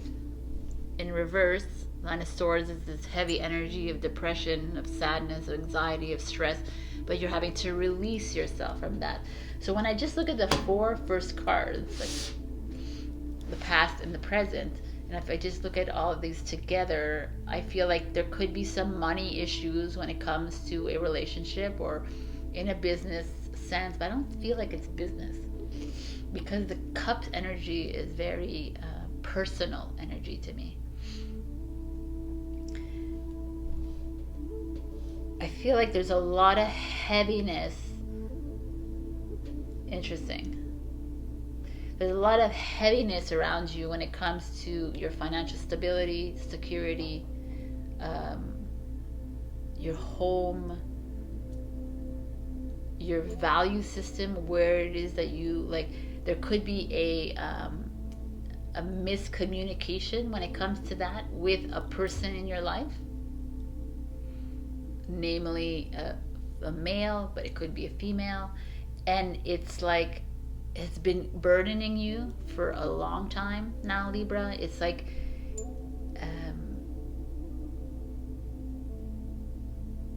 it's sharp, like the words that are spoken between the two of you or whoever it is, they're sharp words. They're very malignant almost. And it's interesting because I don't feel that usually that energy when I see the Ace of Swords, but in this case, because what I'm seeing here in front of me, I feel like there is, and it could be like you're not bringing enough money in the house, or you're not getting that raise because you don't deserve it, or I'm not giving you that money, or something like this. There's with around money, about security, finances. Like you don't deserve to have that. You don't deserve to have that. You don't. Like, oh, you just use me for my money, or something like this. This is like here, and the Nine of Swords is like, I'm done. Like I'm fed up of this. I can't do this anymore. I need to let shit flow in my life. I cannot be hanging around this 3D kind of behavior. I can't be hanging around this kind of like sharp tongue all the time. I cannot be like fighting all the time. It's like communication to me feels a bit superficial when I see the Eight of Pentacles, even though it's like about this. This is my interpretation right now. So it feels like to me it's like egoic. Like it's like coming from a place of ego instead of a place of heart. A lot of this energy here feels to me like it's been a long time coming.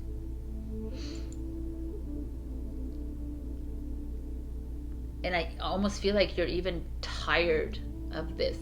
You're like, I don't even care about this. I don't even want to have. My ring is upside down. I don't even want to like deal with this like power and the status and the greed, and I don't care. That is that feeling I'm getting from you, Libras, right now. You're like, I did care about it once in my life, and now I'm tired of it, and I'm tired of fighting. Yeah, I feel like your energy really low right now. I feel like you're not flowing at all, and you're not liking it, and there's too much thought going on in your head. You're like just all over the place, and money is a concern. But if you listen to my intro, you know that money is not a concern if you're living in the higher timeline. And then you go into the future, which is the Four of Cups energy, which is an energy of like contemplation. It's an energy of annoyance even. She's like sitting there quiet. For me right now, I feel like this energy is like asking you just to go within, trying to release yourself from all this heavy energy around you. Try to find a place of solace. If it could be around water, because there's water here. Cups is water. Your cups are all full. Usually sometimes there's one down, but here they're all full. So it feels to me like you're highly emotional, but you're also level-headed. You will become more level-headed once you're able to relieve yourself of this energies. There's these beautiful, I don't know if they're clouds or flowers, but it feels like they're like blossoming almost to me. I almost feel like some of you are hanging on to this old energy, or someone. You've been hanging on for a while, for years, like pentacle energy here, and you're like, you're done. And the Page of Swords is like you again. It's like someone younger in your life, maybe it could be your children, but it's like making a move forward, stepping into something completely new. The Page of Swords is a very intellectual, a thinker. She or he thinks of the next move. She here is already way ahead of herself. You're Gemini, Libra, Aquarius, where you're already thinking of what it has to come next. But this is like making that step, cutting through that sword again. But this sword doesn't feel great. This feels like I can get free again. I can let it flow again. You see, there's like a light around her, or like she cut through this, and she's like, I'm freeing my head, freeing my mind from this holding me down. It's not worth it anymore to me to stay here and hold myself down all the time. Go into meditation, go into find a way to spend time alone with yourself, think things through. The next steps are crucial for you, Libra, and how you're going to take these next steps. But with this Page of Swords, I feel like it's beneficial towards you, and the Tao is beautiful. It's like it might feel very heavy right now for you. It might feel very tangled in a web, and you in a forest stark. It might feel like there's nothing to see out there, but it's probably here for a reason. Probably here to teaching you a lesson. Flow with it, but let it go and let it flow. That's what I see here. So I don't know what area of your life this is talking to, but it's time to release your notions, the old energy notions of what money is. Money does not do anything for you. You think it secures you, but we're paying out our asses on interest and taxes and They just keep us down at every single moment. So money doesn't do anything. Money is going to be replaced very soon anyways. We're going to head away from this kind of heavy energy of dependency. So, is this for the Libras? I was going to call you Virgo. Full moon in Aquarius. Your full moon in Cancer message is be real. Can't be more straight than that. And also cool your emotions, okay? While you're at it. Be real. It's time to go back to your authentic self. It's time to go back to who you really are at 20221. So it's time to be real. Feel those emotions this week. Full moon in Cancer, it's very emotional. Go right through it. I know that swords, air signs, harder to cry, but cry if you have to, because you need to find that real you inside. It's so important to be you. So I'm going to do something else. I took out the angel answers. So these are yes, no, unlikely, success. There are a whole bunch of different messages. So come up with an open-ended question, and I'll come up with an open-ended answer. It's not open-ended, it's whatever it is. All right.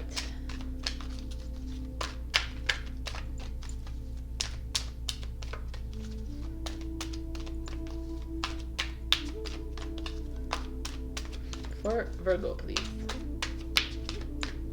Oh, Libra. Sorry, Libra. It's for Libra. Libra. Maybe you should go see the Virgo reading.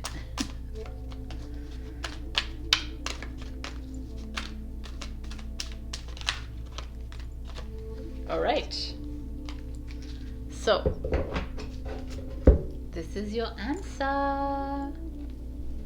Opportunity is a calling. Opportunity is knocking. Opportunity is at your door. So 38, I'm going to give you the little prayer that comes with this.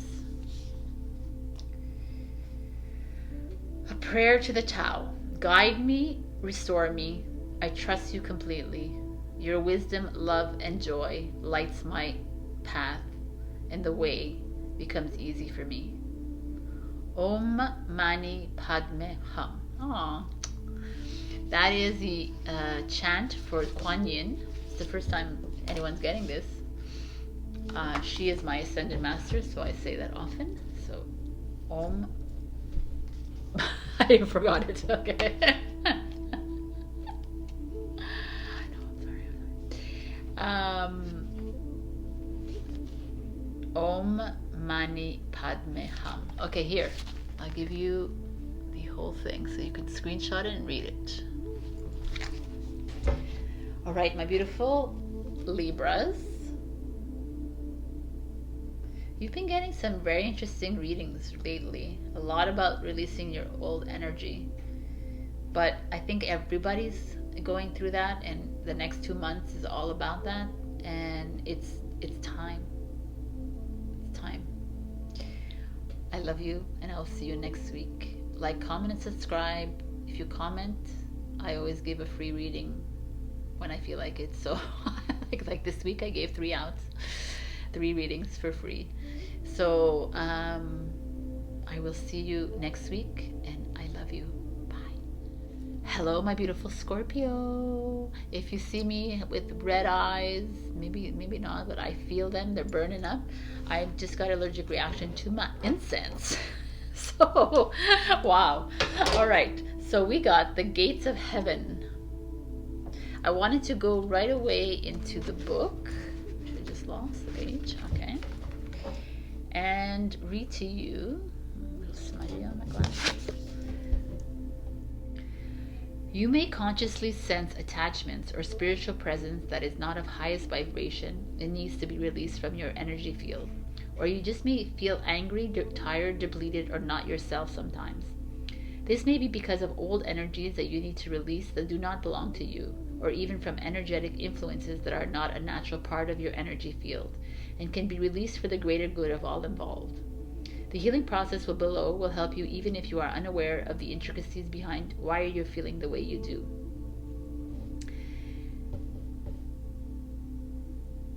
There is a benefit in calling back to yourself all parts of you that leaving any part of you attached to another's energy field out of fear, whether or not they gave you permission or encouragement to do so, is not going to help you grow anymore. The time has come to own your power and no longer seek to enter the forbidden city of another's energy field, and instead seek to pass through the gates of heaven and dwell in the palace of light within your own heart, beloved. Okay, very eloquent, but it's all about you stepping away from these attachments that you have with people in your life, whether it be a partner, or family, a job, or a situation in your life as well, that you keep on hanging on to because either you're afraid to step away from it, or it's too convenient, so you can continue staying in this kind of relationship, this job that you've been there for 25 years, or this really, that kind of thing. That is what this energy is, and it's time to release yourself from that kind of heavy energies, because you're kind of attaching this low vibration on yourself, and that's what's keeping you here. And that's everybody in this world. We keep sticking to these lower vibrational people that they're not aligning with us anymore, and we're just hanging on because, and then we just keep staying in the same timeline. So it's a very interesting energy here, Scorpio, as we're heading into the lunar node of Scorpio for you. It's releasing all this crap from you. So let's see. We have the Knight of Swords, which is a Gemini energy. The Nine of Pentacles, gorgeous energy. The Page of Pentacles, no, not the Page. The Eight of Cups. The Page of Pentacles, okay. The Sun. And the Emperor. Okay, interesting energies. 1 second. So, Knight of Swords. Our conqueror, our warrior, very intellectual, very smart, very keen on his next move. He's all calculated, everything in front of him. The Page of Pentacles, very interesting, both of them together. The Page of Pentacles is a younger, like a teenager, younger child. Doesn't have to be in your life, but it could be. And this is like someone who is innovative, is coming up with new ideas, how to make money, entrepreneurial mindset. So these two together speaks to me of you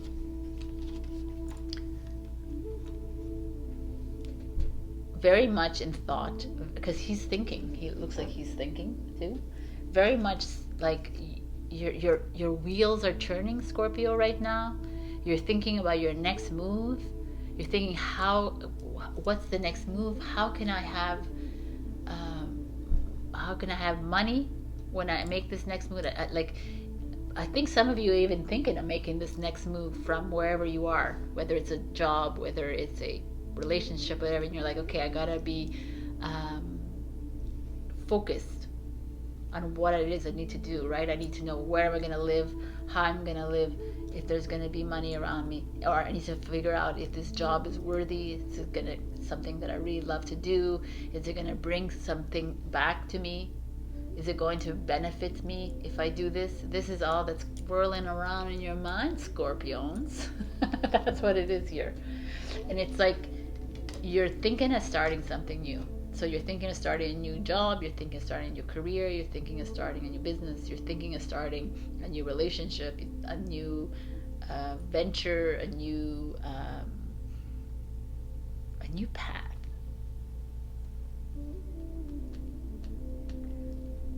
Towards the gates of heaven and outside of that forbidden city kind of thing.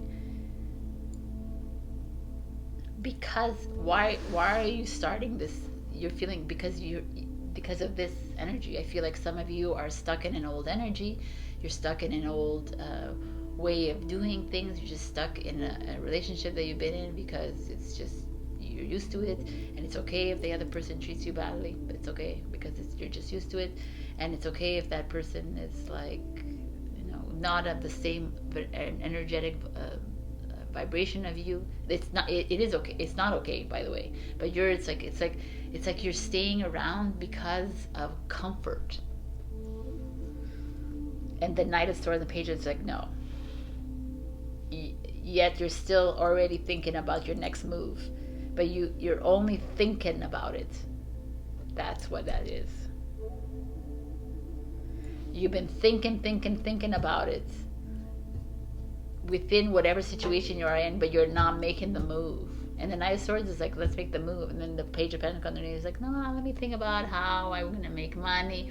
Like this, you're a bit like holding on. You're holding on to the past. And then the Nine of Pentacles shows up. And it's because you are luxuriating in this life that you have. Maybe you have a beautiful home and a beautiful garden, and maybe you have, or you're in a good relationship, or you're single and you're living your high life, and maybe that's why you don't need to make this change. You're kind of comfortable in where you are. And the sun shows up. Wow. I see things differently now, because the sun shows up and it's like, are you there because it's ego? Are you there because it looks shiny and bright for everybody else around you? Or are you there for you? Because the Nine of Pentacles, the sun, I could take it and say, wow, you're going to be amazing. You're going to if you do start something new, I could tell you right now, if you do start a new path, that it's going to bring financial independence, and you're going to be like on the right track, and that you're going to be the star, and you're going to find your place in society, and you're going to, or not society, but even just you find your place in your life. You're going to find your purpose. But there's that other aspect here of that I'm seeing it in two ways here. So the other aspect is that you're comfortable in it, and you're not willing to move from it, because of what other people are going to say, because of ego. Because of ego. Control energies. The sun is like identity. It's like losing your identity. Well, I've been in this relationship for 10 years, and if I lose, I'm going to lose the identity that I have. But there's no identity. You are one soul being of light, a powerful one at that. And that person is that, and that person is that, and that's it. That's the only identity that you need to keep with yourself. Because the Eight of Cups shows up, and it's like Eight of Cups energy, looking the other way. Everything seems really fine. Everything seems really good on the surface. Everything seems really, like maybe everything is really good, but still you're like, I need to get out of here. The Eight of Cups energy is like, it could feel like really good for everyone on the outside world, but you're not feeling it. And the Emperor energy to me, like, see it, the Emperor energy could feel like the outside world, could feel like the that control energy that's holding you down, it's holding you back. It also could feel like a father energy. Maybe you need to step, you need to find support from a father, from a mentor, someone in your, or a partner, a male figure in your life that can help you through this stagnancy that you're in. Or this could be you, just like taking back control of your life. Like, oh, there's so many ways I could look at this. Because by you, let's say you start something fresh, it doesn't have to be, it could be an old thing, because it could be just, if I just look at this without this gate, that this is what's the overall energy that's propelling me to speak like this. If I just saw these cards that say you're still like thinking about a fresh new move, right? And that new move is going to be very lucrative for you. You're going to walk into some sort of money. It's going to be very fruitful, very rewarding for you.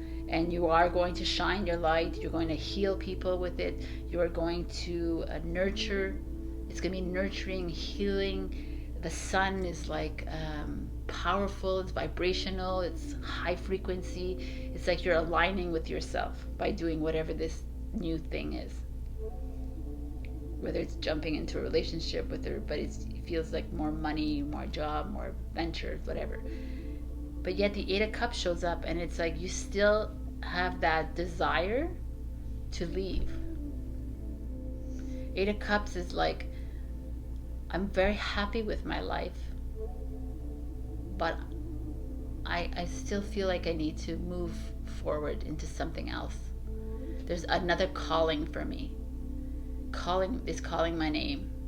And as try as I might as to be really happy with this choice that I've made over here, I still feel like I need to go somewhere else, and that's where I will find my power. My true essence is still there. So I feel like this week is a very interesting week for you, or next 2 weeks or next month, however it is plays out in your life. But it feels to me like you're being asked to start thinking about a new path, and they're telling you that this new path is going to be very lucrative for you. It's going to activate you.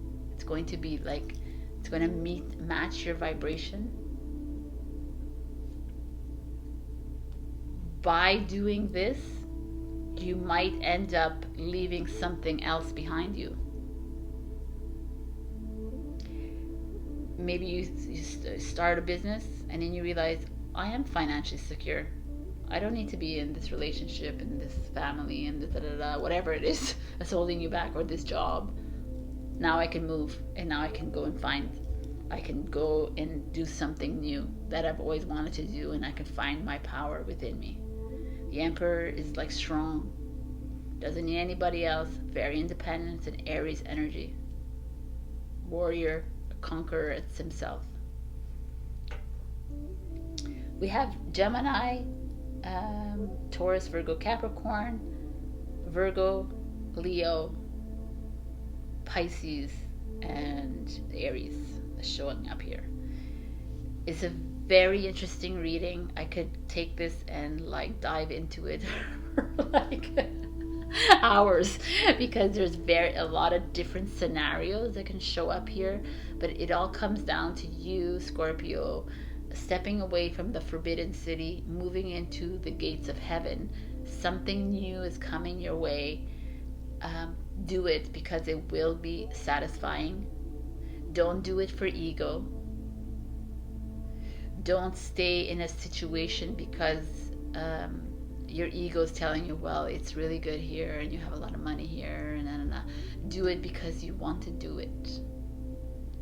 And there will be a moment in time where you are going. The Eight of Cups is that for sure you're leaving something behind. So maybe it's an old energy that you're leaving behind, because that's what that is. You're holding on to these old fears, old guilt, old blames, old shame, all this old shit. And it's like, no, man, we're heading into a new energy, and we need to bring in the Emperor and the Empress energy in there. Wow, these readings are intense in the memory. So this is kind of an interesting reading. A very heavy reading almost. It's like there's like these life decisions that you're making here. There's like 2 court cards, 2 major arcanas. These are very there's people playing a role in your life here, and you're needing to like step into that power of yours. So Scorpio, please, what is the message for Scorpio?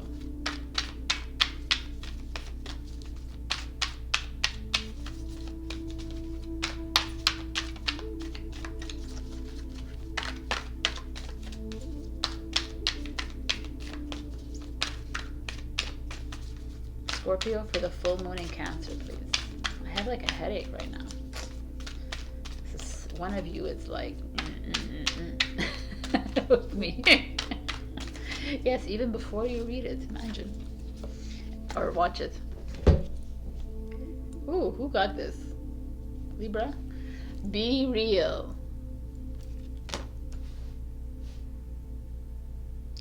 There's nothing like this card. This card is like, it's like, be real is like listening to your heart, listening to yourself. It's time to stop listening to everybody else around you and what they think is good for you and what they think is right for you, which the job they think is good, which relationship they think is good, which this, like, it's not about them. It's all about you. Like, nobody has a say in your life except for you, my beautiful Scorpions. Be real with yourself. What is it that you want? Where do you want to be? If you didn't listen to my intro, it could be an interesting one, because it's about living and creating your own timeline, creating your own reality. It is up to you to choose that timeline. Not your partner, not your boss, not your mother, your father, your sister, your brother. Nobody has any power over you to choose that timeline. It's only you. And this is for me what it's speaking to. You're leaving behind. The South Node is going into Scorpio. You're leaving behind death, taxes, the darkness. You're leaving behind things that don't serve you anymore. Oh, my eyes look tired today. That is physical changes happening to our bodies. So the prayer for you: may all beings be happy and free. May all beings be happy and free. Let's repeat it twice. May all, 3 times. May all beings be happy and free. Loka sumastar sukino bhavantu. Wow, man. Om Shanti Shanti Shanti Om Mani Padme Hum. Wow, that's a very interesting prayer. Let's give it to you so you know you can read it. Screenshot it and read that prayer and get you out of this forbidden city. All right. So I'm going to do a last little angel answers. Think of an answer and I will come up with think of a question and I'll come up with an answer.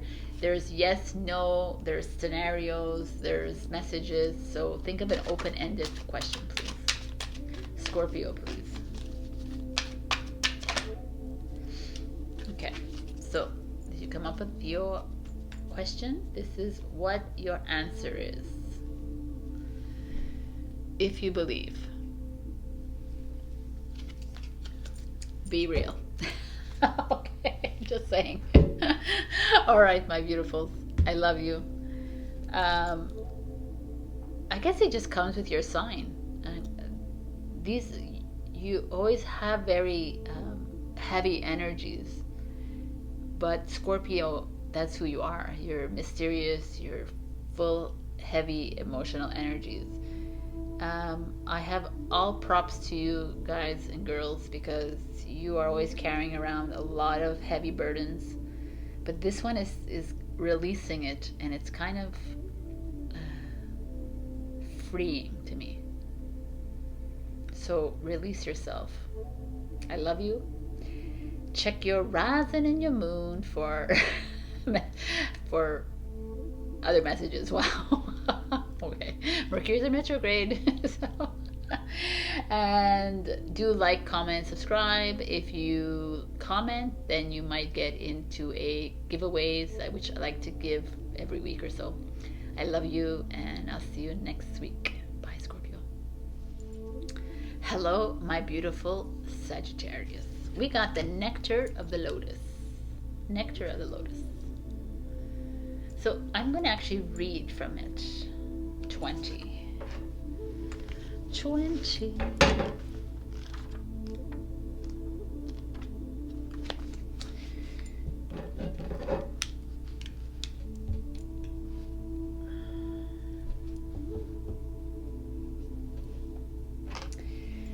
Divine nectar is our vital energy. It is life force and the fuel for growth of all kinds. It is peace, it is power, it's abundance, it is love and divine grace. It exists in the physical world and the spiritual worlds, forever intertwining with each other throughout the life of our universe. When our chi energy or life force is replenished, we feel creative, happier, and more content, accepting of ourselves, others, and life, and more able to flow in harmony with nature and divine will. It is much more enjoyable way to live in balance and with adequate chi than to be struggling to keep going at times when it would be more productive to love ourselves enough to stop, rest, replenish, and revitalize ourselves. Let me give you the prayer right away so you can keep this with you.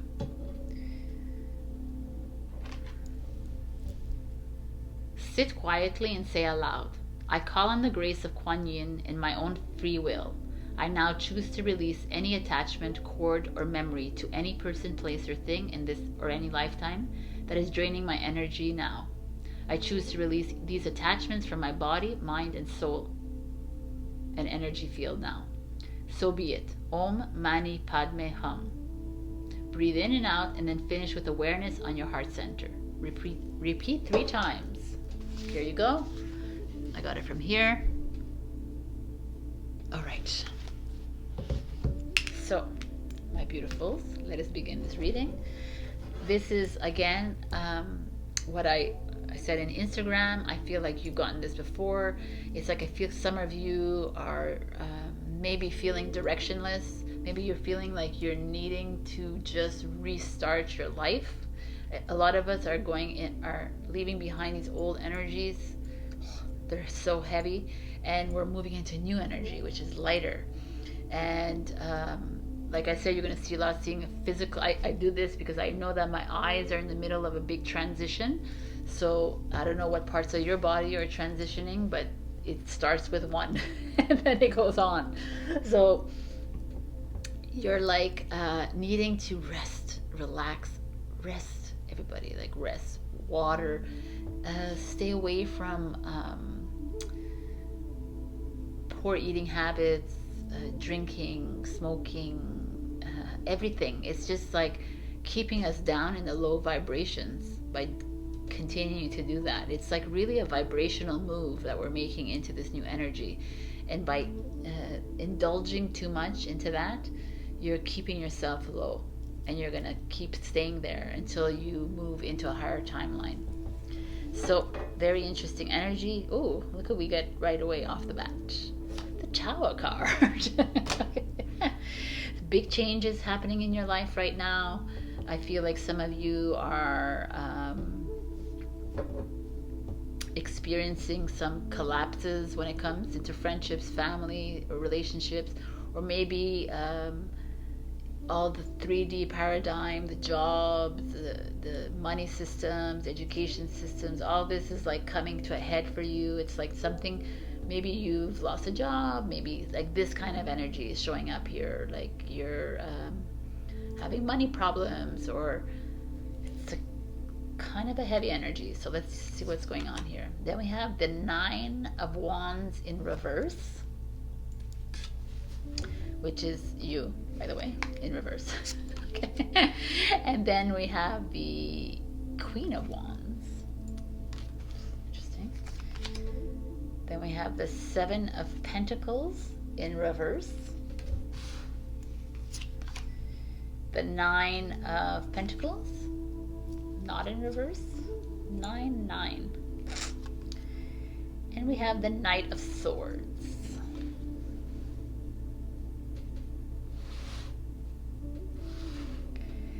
Let's begin with our past. We have the Tower card that got you here, where you're feeling like you need to have a change of direction, and you need replenishment, you need rejuvenation, you need like a change in your life. It's because of this. Something happened in your life that completely like changed, again, I'm gonna say direction, but it changed everything. It stopped you. It like you hit a wall and you're like, wow, man, what am I going to do next? And then the 7 of Pentacles in reverse shows up. The 7 of Pentacles is this energy of having patiently waiting for something, and here you're like, no, man, I'm not patient anymore. Look, you're like, okay, when is the money going to grow on trees? That's what he's like. Okay, I'm ready. Why is this not happening for me? Why do I have to like always work so hard? Why do I have to do this? Why can't things happen for me? That is the feeling I'm getting for you, Sagittarius. You're impatient. You're like losing hope. You're getting doubtful of your power. You're getting doubtful of your divine plan. And here it's like just take a chill pill. Relax. Wow. So a lot of you are in a doubt mode. A lot of you are in like limbo almost. And you're like making moves that are backfiring on you because you're like forcing a situation instead of letting things flow, which is the biggest, like in January 2022 message is like, we need to just trust in ourselves, in our contracts, in our plans, and just believe that whatever is flowing, and then visualize our higher timeline. Wow, man. Because the 9 of Wands in reverse, the 9 of Wands, it's like you're sitting here and you're like contemplating something. You're like, you feel strong and like ready to go, but in reverse,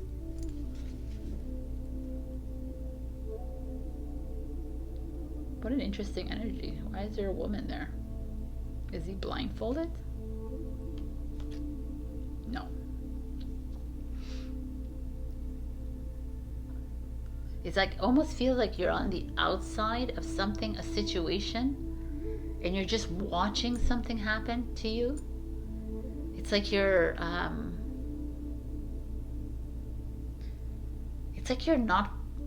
participating in your life, but you're not really taking part in it. Does that make sense? Like you're an observer. You're just observing your life as it crumbles before you, and you don't want to engage. So interesting, because here you're like, why is this happening? And here it's like, But then the 9 of Pentacles shows up, and it's freaking amazing. It's like your independence. So let me think about this for a bit, because it's 9 of Wands, which is you holding yourself back. So the Tower is 16 is a 7, and there's 7 here showing up, and there's 9 here, and 2 court cards. So that is very significant. Ooh, what was that? Interesting energy. I just saw something. Whatever. Anyways, 7 is having faith in yourself, and maybe here it's like not having faith in yourself, and you need to find that faith again. This is a lesson that is being taught to you of patience, of allowing things to flow in your life, and you're not allowing that to flow. You're needing to reassess, to step back, because you're not, because the 9 is like the end of a journey. And maybe this is actually saying, maybe you need to just observe. That's what it is. Instead of forcing a situation, you need to observe the situation. You just need to sit back and let things happen. Because if you do allow that to happen, this comes in, which is exactly this. Which feels like this, the nectar, right? It feels like you rejoicing in your garden of sweets, of delights, of money, of independence, of financial independence, of just luxuriating in your life again. And finding your way back to your life by eating well, by not drinking heavily, not smoking heavily, and like starting that way back to paradise. So you have a little bit of work to do, my beautiful Saggies, because you're coming off of a very chaotic, situation that's happened in your life that was meant to wake you up a bit. Like you lost the job, you broke that friendship or relationship, that you head to head with your family, you're coming up against this world kind of thing, and you're being very impatient about it. You're like wanting to make and you're being asked, can you just step back and let things happen, because things is looking good for you to let it happen. And the Queen of Wands shows up, which is like boom energy. The Queen of Wands is a Aries energy. The Knight of Swords is a Gemini energy. This showing up could be an older woman, younger man situation, which is okay. It could also be like just you sitting in your power. You going through all this so that the end result is this. And this is a conqueror, a warrior, very intellectual energy,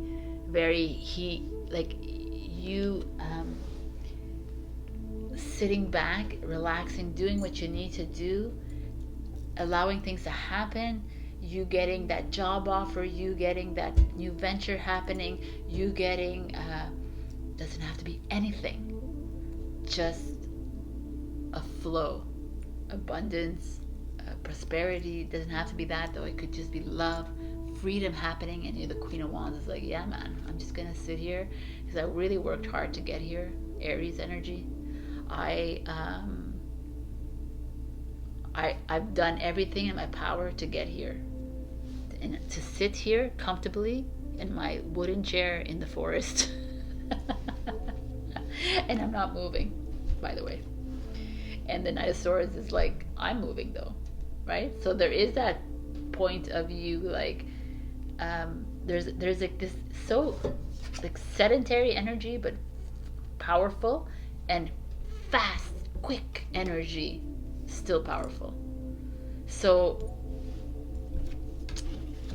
it could be that you are the abundance, the prosperity, the greatness is coming, and it's coming in fast. That could be that energy. Or again, it could be like a older woman, younger man situation, or older man, younger woman situation, whatever. That is showing up here. But I really believe that you needed to go through this to get here.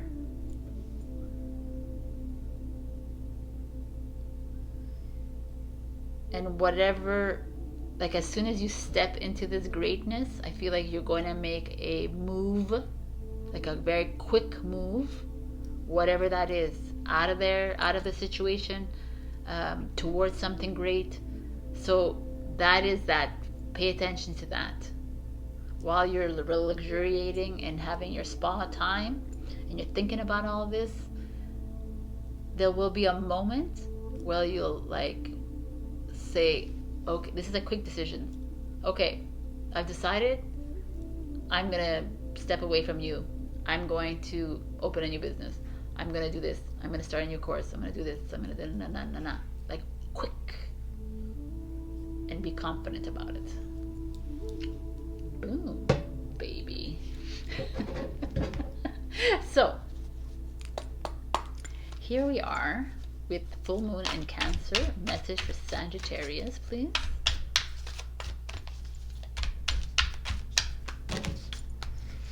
Two messages showing up for you. Oh, three. Okay, let's see. Oh my God. Someone received these two. I don't remember who it is. So, know your worth. I love it. Oh, I think Virgo got this. Be humble, because I told them not to be cocky, so you too. And attune to the divine. So it's time to go within. It's time to trust yourself. Know your worth. Stop being so hoity-toity about things. Don't be like, well, he deserves this and I deserve this and I'm better than this. You're not. No one's better than anyone. We're all equal. We're all on an equal level playing field. Sleep or awake, you're still on an equal level playing field. So just tap into your power of the divine feminine energy. Make these decisions quick. Whatever it is that you need to step away from an old energy, moving into a new energy. God. Yep. Everybody. So I have also the angel cards, which are yes, no, and messages like reconsider or not the right time. So they're all this timing, there's answers, and there's messages. So come up with an open-ended question, please, if you want. No, and I will give you the answer. It's for Sagittarius, please.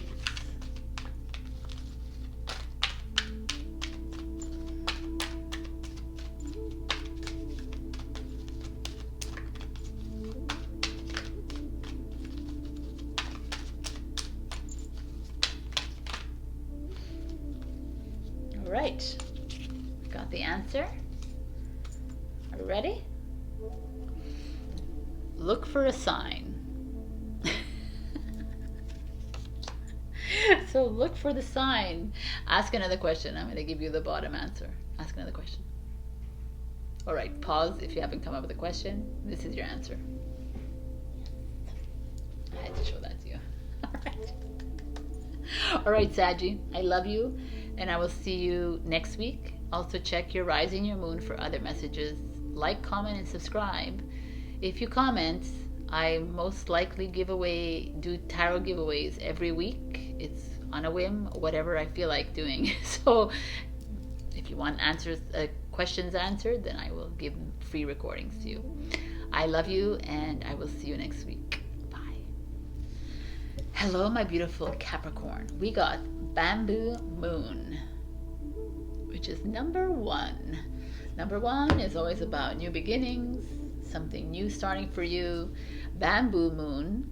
Bamboo, if you listen to me on Instagram, I said that bamboo is like if you plant a seed for bamboo, it takes 5 years to even show that it's growing. And once it starts to grow, it's like, wow, it's amazing. So Bamboo Moon to me speaks of some of you have been working really hard on a business venture, a job, a relationship, a friendship, personal, your spiritual journey, whatever it is. You've been like really at it, like studying or like working hard at it or figuring it out, and you're not seeing anything. You haven't been seeing any results from it, and all of a sudden it's going to be like boom. So this is like a divine timing card for anyone who's watching. Like it's coming. The results are coming for you. Your questions are going to be answered. The success is yours, or something's happening. So like freaking amazing, right? So let's see what's going on. Cancer. Why is it Cancer? Capricorn. World is ruled by Saturn. which rules you, Capricorn. So interesting. The end of the journey, the beginning of the journey. We start with the end of the journey. So very interesting. Seven of Pentacles,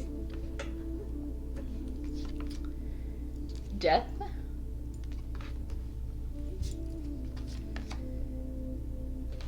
the Three of Swords in reverse. Always good to see it in reverse. The Wheel of Fortune. That's awesome. And the Four of Wands. You have three major arcana, three major lessons happening in your life. I find this very interesting because we started with the one, which is this new beginning, and you're ending. So it's almost like there is an ending of a journey for you right away when we see the World card. So and you're starting something fresh, which is pretty obvious in the future. So, and the what you're leaving behind is this Three of Swords energy, right? The Three of Swords energy is like this: grief, heartbreak, depression, sadness. Maybe some of you have broken up a relationship. Maybe some of you have lost someone in your life in this past few weeks, past few months, or whatever, and you're still grieving it. Some of you have maybe you had to travel there to a funeral. Maybe you had to. It's just this feeling of an ending of interesting. It doesn't have to be a death. It could just be an ending of a relationship, an ending of a business, an ending of a job that you've been with for a long time. You've been there for like through the whole, like, this is the whole journey of the Fool card.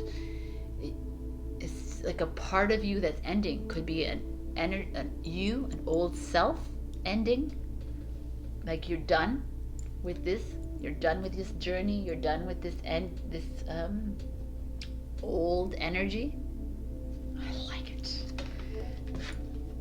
And that's the divine timing. It's happening at a perfect time in January right now. It's so interesting because the Seven of Pentacles is planting a seed, which we were talking about, the bamboo, right? So having planted the seed already, oh, I like it.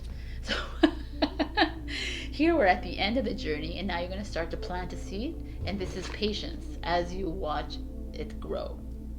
So whatever it is that you're thinking of starting new, do it, because of the bottom of this card. It's the Wheel of Fortune, which is your destiny. It just is where you're supposed to be. So Capricorn, wherever you're having to end something in your life, know that it was part of your journey, it's part of your lessons, but it's like bye-bye. And now you're planting seeds somewhere else, starting somewhere else, you're wetting your foot again, wherever it is, whether it's a job, a business, a relationship, a friendship, something in your family, a personal, a spiritual awakening, a journey, anywhere, like a journey, like a trip or something. You're starting fresh. You're starting a new hobby that you never thought about, because now's the time for all these spiritual gifts and abilities to come online. Like, you're starting something new, and it's where you're supposed to be. This is not where you're supposed to be. This only brought you grief and heartache and made you feel lesser than, or it was sadness and depression. Wow. What a beautiful progression of cards, because then we have change, transformation, death to the old, bringing in something new. Change is coming for you, Scorpio. I keep trying to Cancer, Scorpio. Okay, that change is coming for you. If I'm saying these words, that means they're slipping, that it could be significant for you. So Scorpio, Cancer flew out of my mouth. This is Scorpio. So, change is coming for you. Beautiful change. Why I say beautiful? Because we've got the Four of Wands. And the Four of Wands is like, look at her. She's like sitting on that rock, fluting away, melodic music, lights everywhere. She's on vacation. She's celebrating. She's maybe getting married.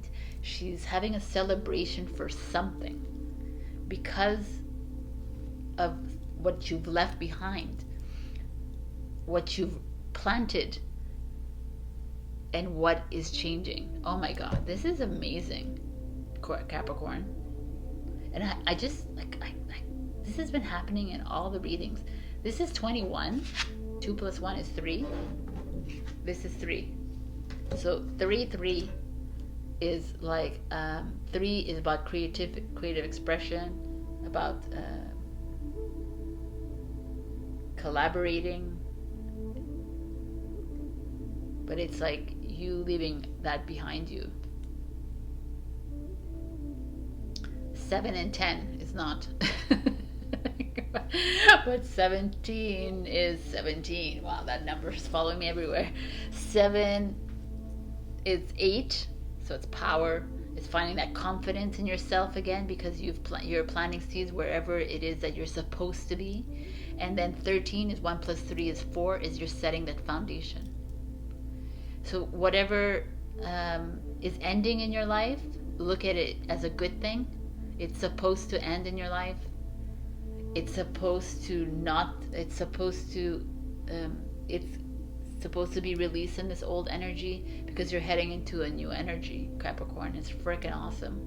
And in this new energy, you have success, you have victory, a need to celebrate yourself, honor yourself.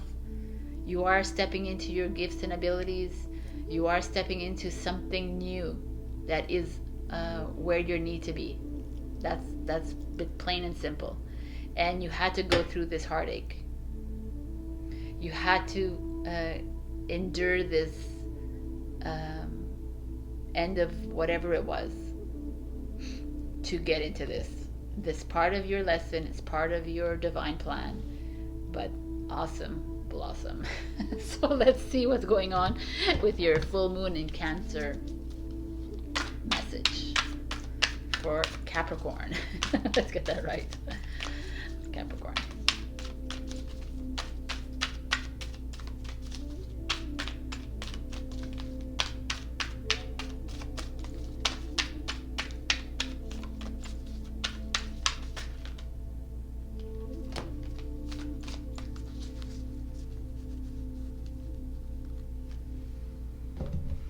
I'm getting like a message, like the World card was like, some of you may have gone on a trip recently. Some of you may have had to travel on business or something away from your city, and you came to a realization there of something in your life that needs to be, you need to step away from.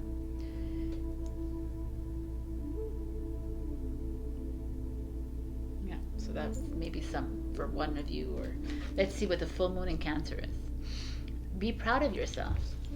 That's a nice energy to have. Be proud of yourself. We're heading into full moon in Cancer. If you didn't listen to my intro, it's very much about emotions.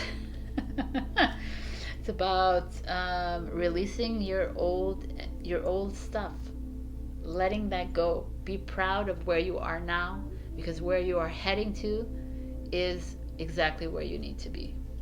Wow. So I'm going to give you an angel answers. These are yes, no messages, very different kinds of messages. There's timing, so ask an open-ended question and I'll give you an answer.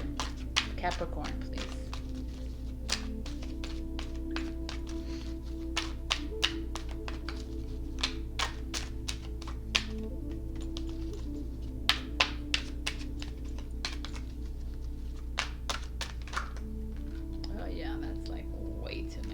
Anyways, okay, so let us just, I saw this one and I'm gonna take this one. So you get 2 questions, my beautiful Capricorns. Now ask that first question. If you haven't figured it out, pause, but I'm giving you the answer now. Romance is the answer. Second question, pause the video if you haven't thought about it. The answer is Yes. Alright, so, okay. Now, I would like to give you, I'm contemplating because I think I saw this and I don't think there is, but let me see. I'll give you the prayer that's in here.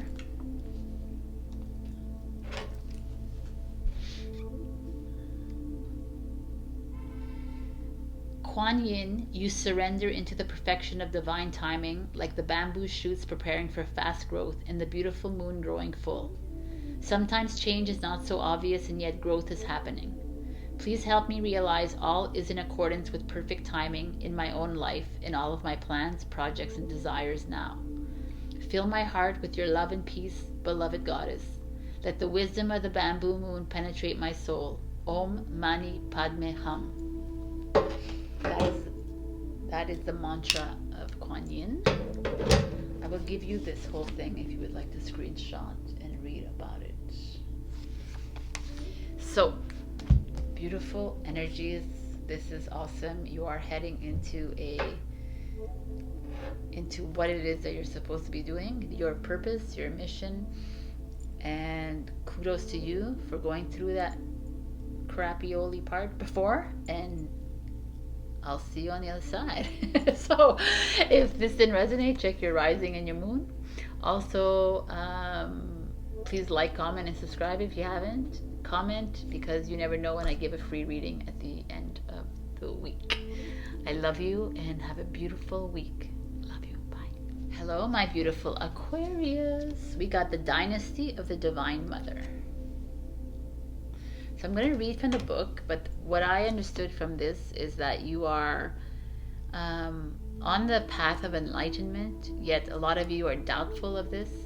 A lot of you are questioning if you're really believing anymore in your spirituality. You're questioning in yourself when it comes to other aspects in your life. You're feeling doubtful because things are going like a bit against you instead of for you, and without realizing that this is probably part of the divine timing and part of your plan, and that's why things are pushing up against you, is because they're there to wake you up. So I wanted to read to wake you up into your divine greatness, because that's what you are, right, Aquarius? So I wanted to read this. Okay. This oracle indicates that your spiritual legacy is important on this planet. You are a channel for the dynasty of the Divine Mother, for the enlightenment of all beings. We contribute to Divine Mother's dynasty through our choices and creations, from the inner thoughts we hold to the projects in which we invest time, energy, and money. These become part of the spiritual legacy we pass on to generations to come. The Divine Mother now guides you to realize that your soul is moving closer to personal enlightenment and is beginning to live it from moment to moment. The more you choose to notice and appreciate these moments, the more they will happen for you. It is the realization of your own process of realization taking place. It is very exciting, and yet it will not take you away from the world or your loved ones, as you might have feared subconsciously. Beloved, it will simply make your light stronger, bringing blessings and peace through your being into the world and your relationships each day. Your personal enlightenment will help the planet in so many ways. You will become a stronger spiritual light to which others can look so they can find their way more clearly. So funny that you got this. Hey, Bubbas. Bubbas. You're so funny.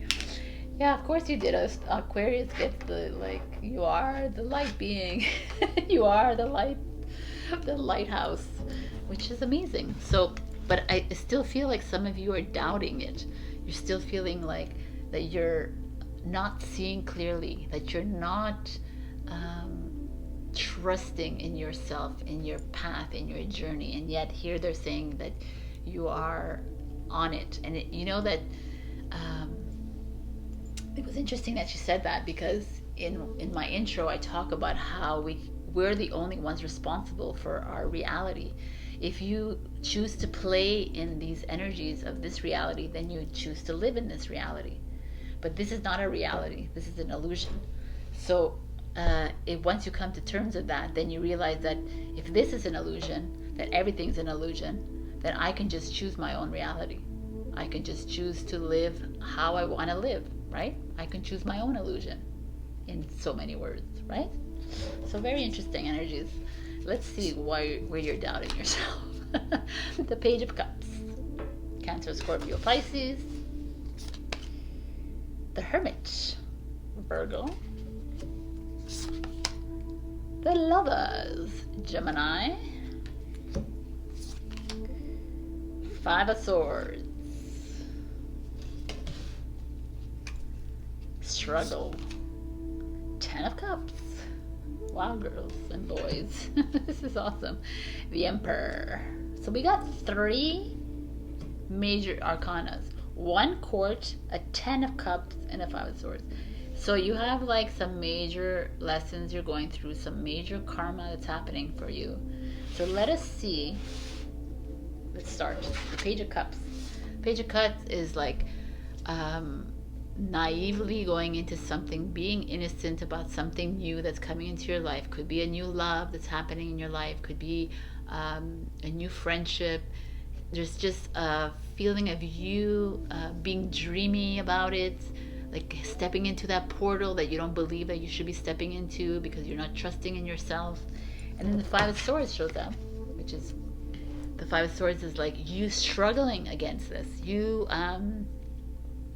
feeling like maybe there's other people around you impeding your entry into this portal, holding you back from your spiritual journey, for your awakening journey. It doesn't have to be only about spirituality, but someone is holding you back in a job, in a relationship, whether it be business, personal, or love. There's or it could be inner struggle. Could be inner struggle as well. Like you're struggling with yourself about it.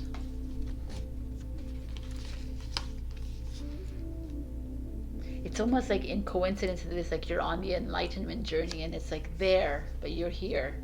And you're like, I see it, but I don't believe it, kind of thing. And you're struggling with yourself and you're like, wow, I know that it's there, but I'm not seeing it. Nothing's happening for me. I know that my job is there. I know that victory is there. I know that success is there. I know that abundance is there. I know that all these things are there. But I'm still hanging around here because I'm like, I've been hurt in my life. I've been disappointed in my life. Cups energy, about emotions. I've been like struck down. And this is like coming and say, yeah, you have. So forget about it. That's the kind of 5 of Swords energy. Is like, it's your ego playing with you. That is if it's a personal thing. But if it's someone else around you, be careful about this energy. Someone holding you back from moving into that next step, onto that path, wherever that path takes you, wherever you want. You know what? Any choice that you make in your life, nobody gets to decide what that choice is, if it's a good choice or a bad choice for you, because it's yours and you're old enough to make that choice. So that's an energy that's around you that might be holding you back, or you might be holding yourself back because you're like not confident enough to make that leap because you've been hurt in the past. But it's asking you to take that leap. And the Hermit card shows up, which is another portal energy here showing up. It's asking you to, like, and it's closer. I like that, right? Here you're far away from the portal, and here you're like walking right into the portal. So you're able, see, look at this. If you look at the trajectory of this, it's like you're far away, you're not trusting, then you have to go through this person or yourself, and you're like, wow, ego, and it's like you've overcome that, and now you're getting closer to the portal. And kudos, because if you get closer to that portal, this greatness is going to happen here. So this is an energy, it's a 9 energy. Energy is at the end of a journey, right? The Hermit energy speaks of getting comfortable with yourself,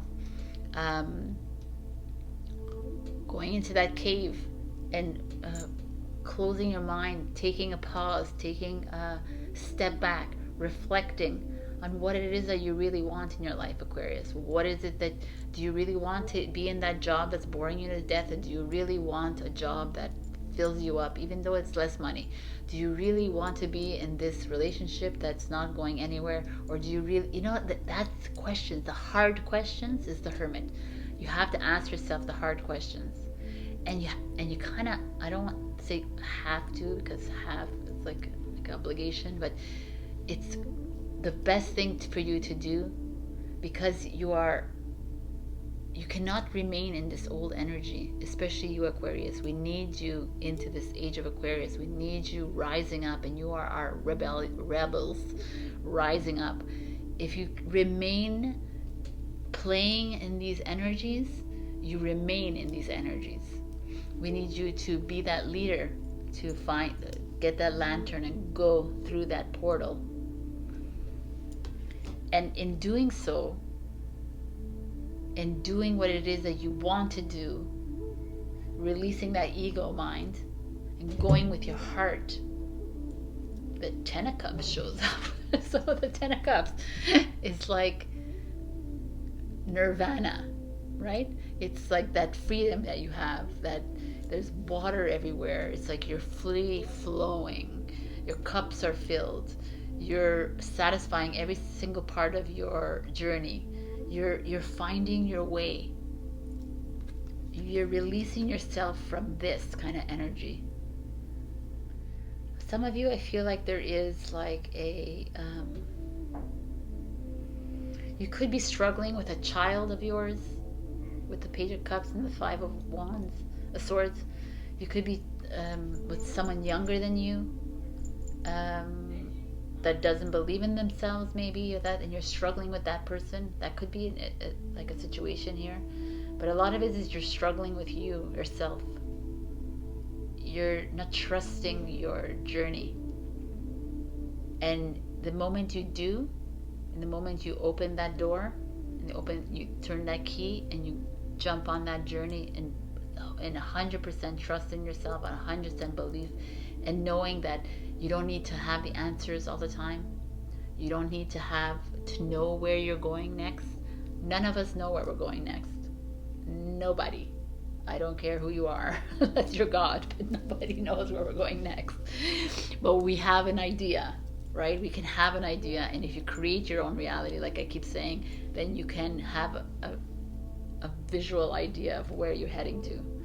But you, by opening this door, you're heading towards your destiny and your happiness.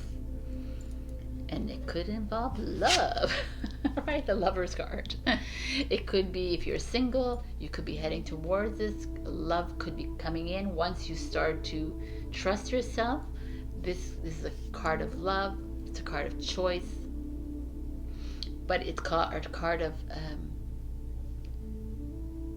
unity. Like, it's a card of duality as well, right? So it's a card of in this one, I feel like they're together. It's a card of finding yourself, because it could be you and yourself, right? The divine masculine, divine feminine here, finding the purpose in you, finding you, loving yourself. But also could be that some beautiful lover coming in for you, so that could be awesome. Who could be an Aries? Who knows? Who could be a dictator? Who knows? But there's this lover energy showing up here with the Emperor energy. Gemini, Aries. Just swords and fire. They work well together. But there's this energy of, like, the Emperor energy is like a father energy. It's a masculine energy to me. I almost feel like this Emperor energy could also feel like love is coming towards you, like a soulmate energy, a twin flame energy. It's like a significant energy is coming towards you. And when we talk soulmates, it doesn't need to be love. It could be friends, something important that's coming towards you. And there could be like an Emperor energy, like coming in and saying, wanting to control that, and you're needing to find your way out of this. Or you could be just like falling in love with a very strong, confident man or woman, right? That could be that as well. So there's a lot of scenarios here, but it feels to me like everyone else, everyone has started with this kind of a struggle, personal struggle with themselves, and them having to find their way to the light through this tunnel, through this birthing canal, and into what is waiting for them. And for you, it's like love is waiting for you, or making that choice to step on the man. You know what I mean? But not on the man, but the man. So like, or making a choice of stepping into your power. It's like, it's right here, Sabrina. Right? You are the power. We are the enlightened beings. It's time to make that choice. There's also like, your power is the divine masculine, divine feminine energy coming together. That is how you step into your power. It's how you balance these things in your life. But also there could be a strengthening of a relationship here. Just be wary if you're a female watching, be wary that this man is not too controlling over you. That could be that as well. But a lot of scenarios, a lot of heavy choices that you're making, but the choices you're making are all for you. As long as you step away from your struggle, head into the light, love is on your side. So is strength and power. All right, so we're going to do a full moon in Cancer message for you for Aquarius, please. Okay, relax. All right. Okay, so we have go for it.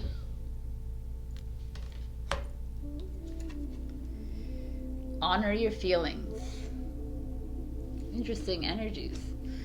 So, honor your feelings. Yes, totally, right?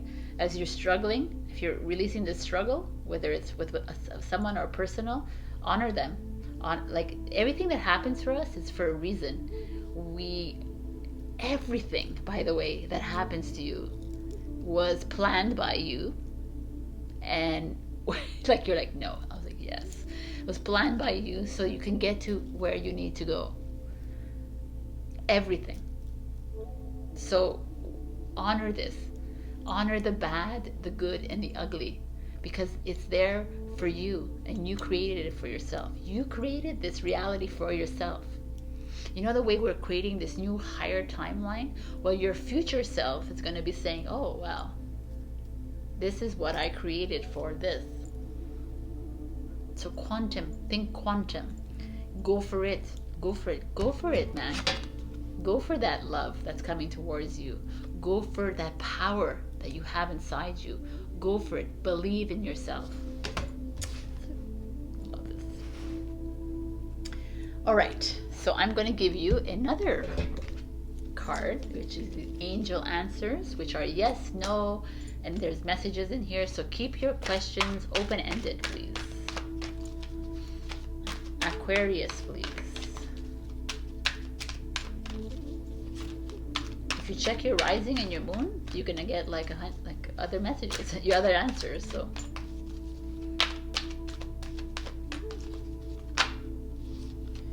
you got two, so here you go. Two questions you need to ask. So your first question, if you haven't thought about it, pause, because this is your answer. Reconsider. The second question, if you haven't thought about it yet, it's a divine timing question, so a when. So ask that question. See, we're cheating a little bit, but ask that question. When?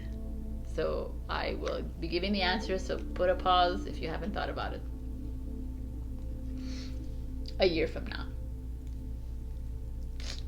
All right. Gorgeous. I'm going to give you the prayer that is associated to the dynasty of the Divine Mother. Mother. I'm going to give you these ones. I like these ones better. So say softly aloud as you breathe in, I feel the light of love within me. And as you breathe out, say, I feel the light of love all around me. Breathe in and out like this for a while, and then say, I am one with the light of love in all things. I'm going to leave you this, and there's also a prayer underneath. All right. That's a nice mantra, actually. All right, my beautiful Aquarius. Very interesting reading here. I feel like you are, whatever struggle you're going through, know that it's part of the journey. It's how we get to where we need to go. I like this divine union that's happening within you, or that's coming towards you. It's beautiful. Step into your power. You have it all there. Every single one of you is just residing inside you. You could start to believe in yourself, start to trust yourself, reach out to the Divine Mother if you must, but time to listen to your higher self. It's time to trust yourself, Aquarius. I love you, and I'll see you next week. Bye. Hello, my beautiful Pisces. So we got the Book of Changes. I'm going to read from the book. So, you're being asked to trust and allow the circumstances in your life to unfold right now. If there are delays, don't force an issue. Let it settle and sort itself out with as little interference by you as possible. You do not have to let anyone take advantage of you, nor do you have to prevent yourself from expressing your truth and feelings about whatever is happening. However, you are being guided to trust that no matter what appears to be the case right now, this detour or unexpected situation is a blessing from the divine plan, confirmed by Kuan, assisting you in avoiding unnecessary problems later on as she corrects your life direction and helps you move forward and with greater grace on your divine path now. That was a long sentence. Okay. So it's like trusting the plan, knowing that the book of life is every page is different. Every page was written by you, and every change that's coming, every delay, every obstacle, every blockage, every change in direction was created by you as well, and just trusting it and letting it flow. I love this message for you. Let's see what's going on in your life. Ace of Cups, baby. Cancer, Scorpio, Pisces.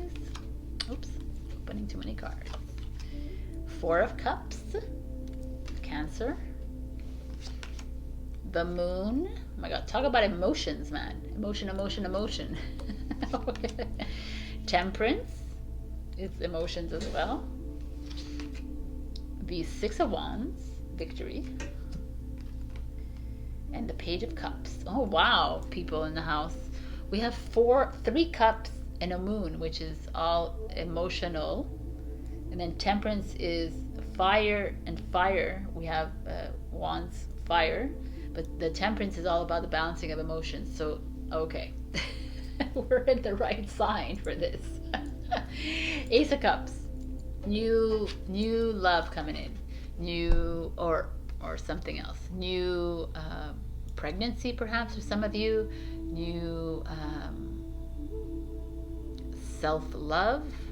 Something new is happening here. But when I look at the Temperance underneath, the Temperance card is Archangel Michael. Archangel Michael is our protector of our soul, and he's here on the Temperance card offering his blessings to you, offering his help to you to protect your emotions.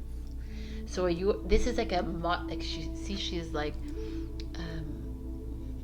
pouring one like cup into the other cup kind of thing. So she's trying to balance how she feels about something right now in her life. And it could be the changes that are happening in your life. So perhaps you're feeling like stuck. Perhaps you are in a situation in your life where there's no love, or there's too much love, or there's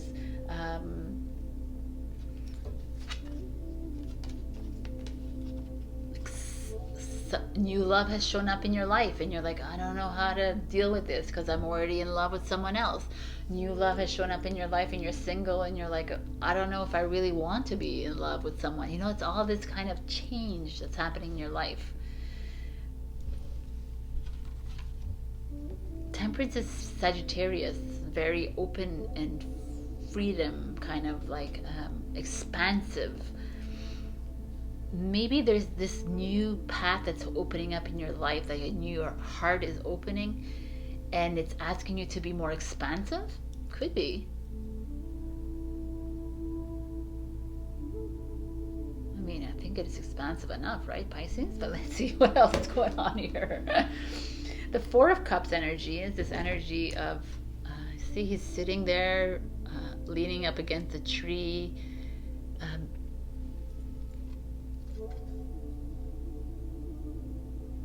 Maybe feeling too emotional, maybe feeling like I'm like dealing with too much. Like the Ace of Cups is this like new beginning, but when I see the Temperance here with it and this Book of Changes, I feel like some of you are dealing with some emotions that you're like repressed emotions that you don't want to deal with. And the Four of Cups is showing up and saying, do I really need to do this? Do I really need to confront this job, this relationship, this friendship, this like whatever it is, this feelings that I have? I don't want to. I prefer to bury them. That is how I'm feeling here with this Four of Cups showing up. It's like, and the divine is showing up and saying, no, you gotta drink this cup. You gotta like, we gotta change direction, Pisces. You cannot be staying in the same page. You need to turn the page. We need to get to the end of the chapter or the end of the book. We can't just stay in one of the chapters because it's comfortable for you. That is what I'm feeling here. And you've been always like, oh, well, you know, I'll just like, compliment them more and I'll stay, you know, I'll just work more hours, work less out, you know, that you're just like putting in the effort to stay in something that is like not working out for you.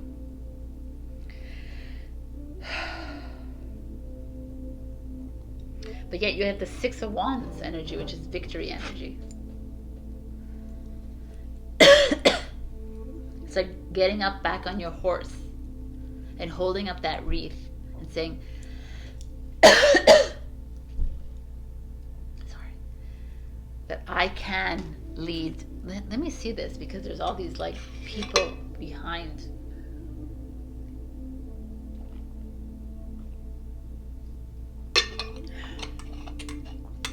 I almost feel like this energy is showing up as, because it's Six of Wands is that victory energy, but it again is showing up differently in the way I'm seeing things here.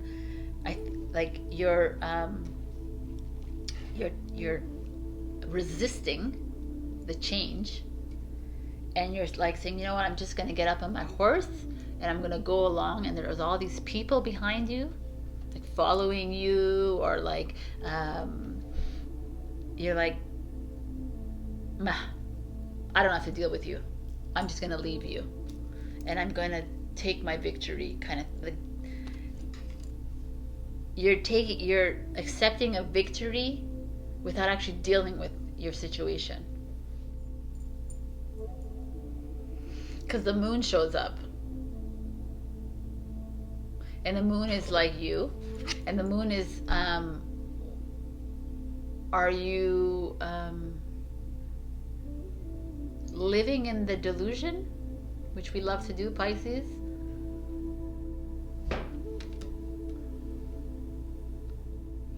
Are you honing in on your intuition? Why are you not honing on your intuition? Why are you not listening to yourself spiritually? Why are you not listening to your divine feminine side of you? Why are you burying your emotions? That the moon can do that. The moon can like just like repress the emotions again and just go into that cocoon and like I don't want to turn the page. I don't want to. That is the feeling I'm getting here. And the Six of Wands, which is so interesting, I've never seen it like this. The Six of Wands energy is like this, like, yeah, I'm like, oh, I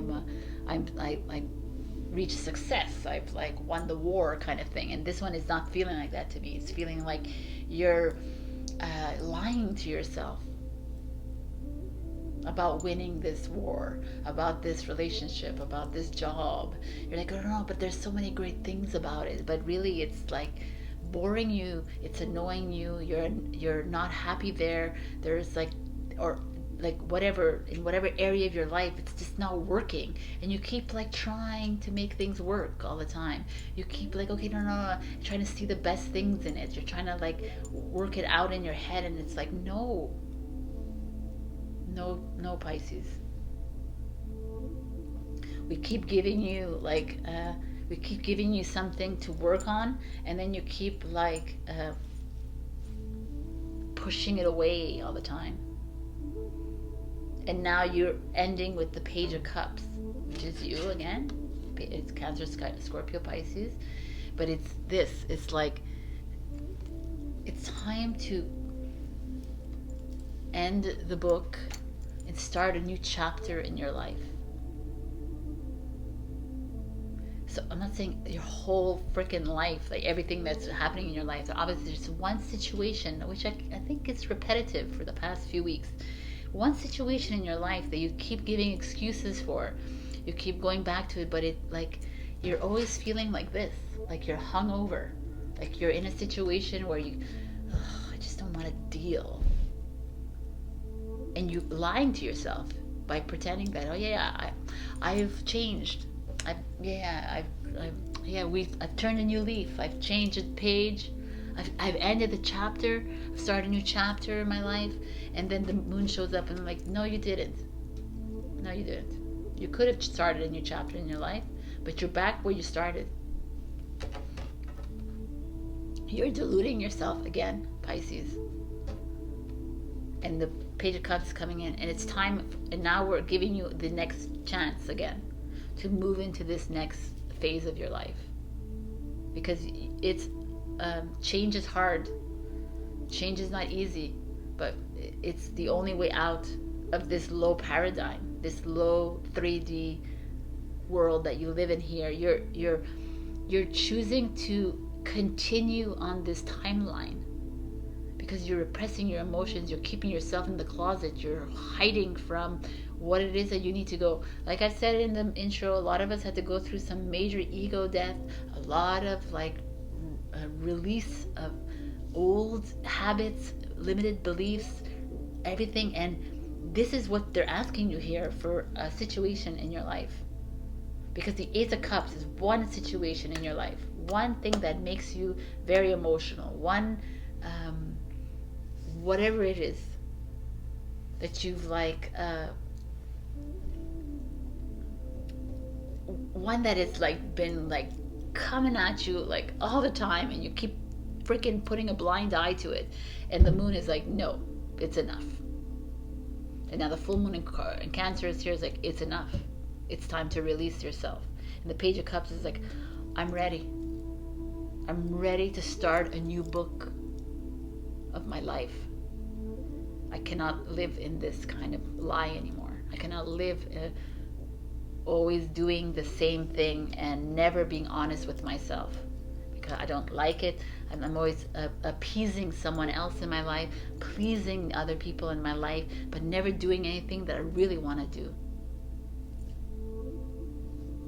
Wow, man. I wish I really could go on this one for a long time, but I'm gonna go to get your full moon in Cancer message. This is like a very huge Pisces. This is like a culmination energy of what we've been seeing, and it's like coming up again. But it's like a firm no. It's a firm like end of this book. Full moon in Cancer for Pisces, please. And it's like we like put so much energy in these situations in our life, these jobs, that mean nothing in the next freaking few years. Relationships, why are you staying in relationships that don't bring anything? What is the point? I don't understand that. Then you're going to move into, you cannot move into a new timeline if you're staying in this old relationship. You cannot move into a new timeline if you're staying in an old energy. You stay in this old energy until you fix this old energy. You release this old energy, and then you can move into a high timeline. And trust me, I'm not like yelling at you. I'm like every single one of us. We all play this game. We've all found ourselves in this situation where we've stayed because not even for us, for others. Ugh. Full moon in Cancer, please. Pisces.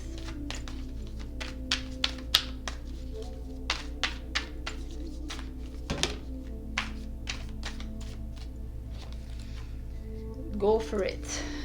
Who got this? Aquarius got that. Be proud of yourself. I mean, from everything I've said here, this is very relevant. Go for it. Do it. Release yourself from that energy. Why are you staying there? Why are you lying to yourself? Why are you painting a pretty picture in those pages of that book? It's time to shut it down. I'm going to give you an answer to a question. It could be a yes, no. It could be a message. It could be divine timing. So think of an open-ended question, please.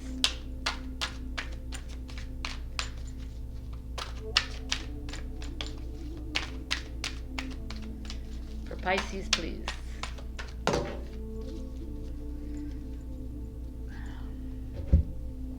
All right, this is the answer to your question. There's something better. Okay. Namaste. So I will read you the poem that comes with this book, this card. The poem, the prayer.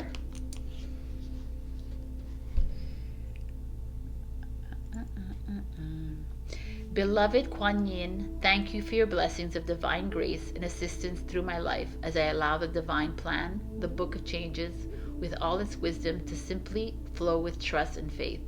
I now pray for the courage to trust in your goodness and assistance, to see the beauty and perfection of all life situations so that I may benefit from it greatly now. Thank you for your help. Om Shanti. May I feel your peace in my heart now. Om Shanti. Oh, I'm going to give you a screenshot of this so that you can read it if you'd like.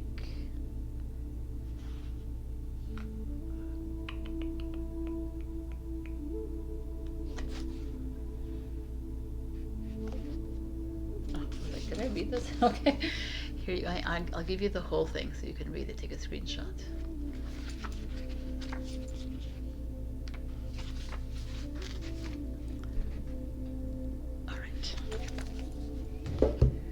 That is it for you, Pisces.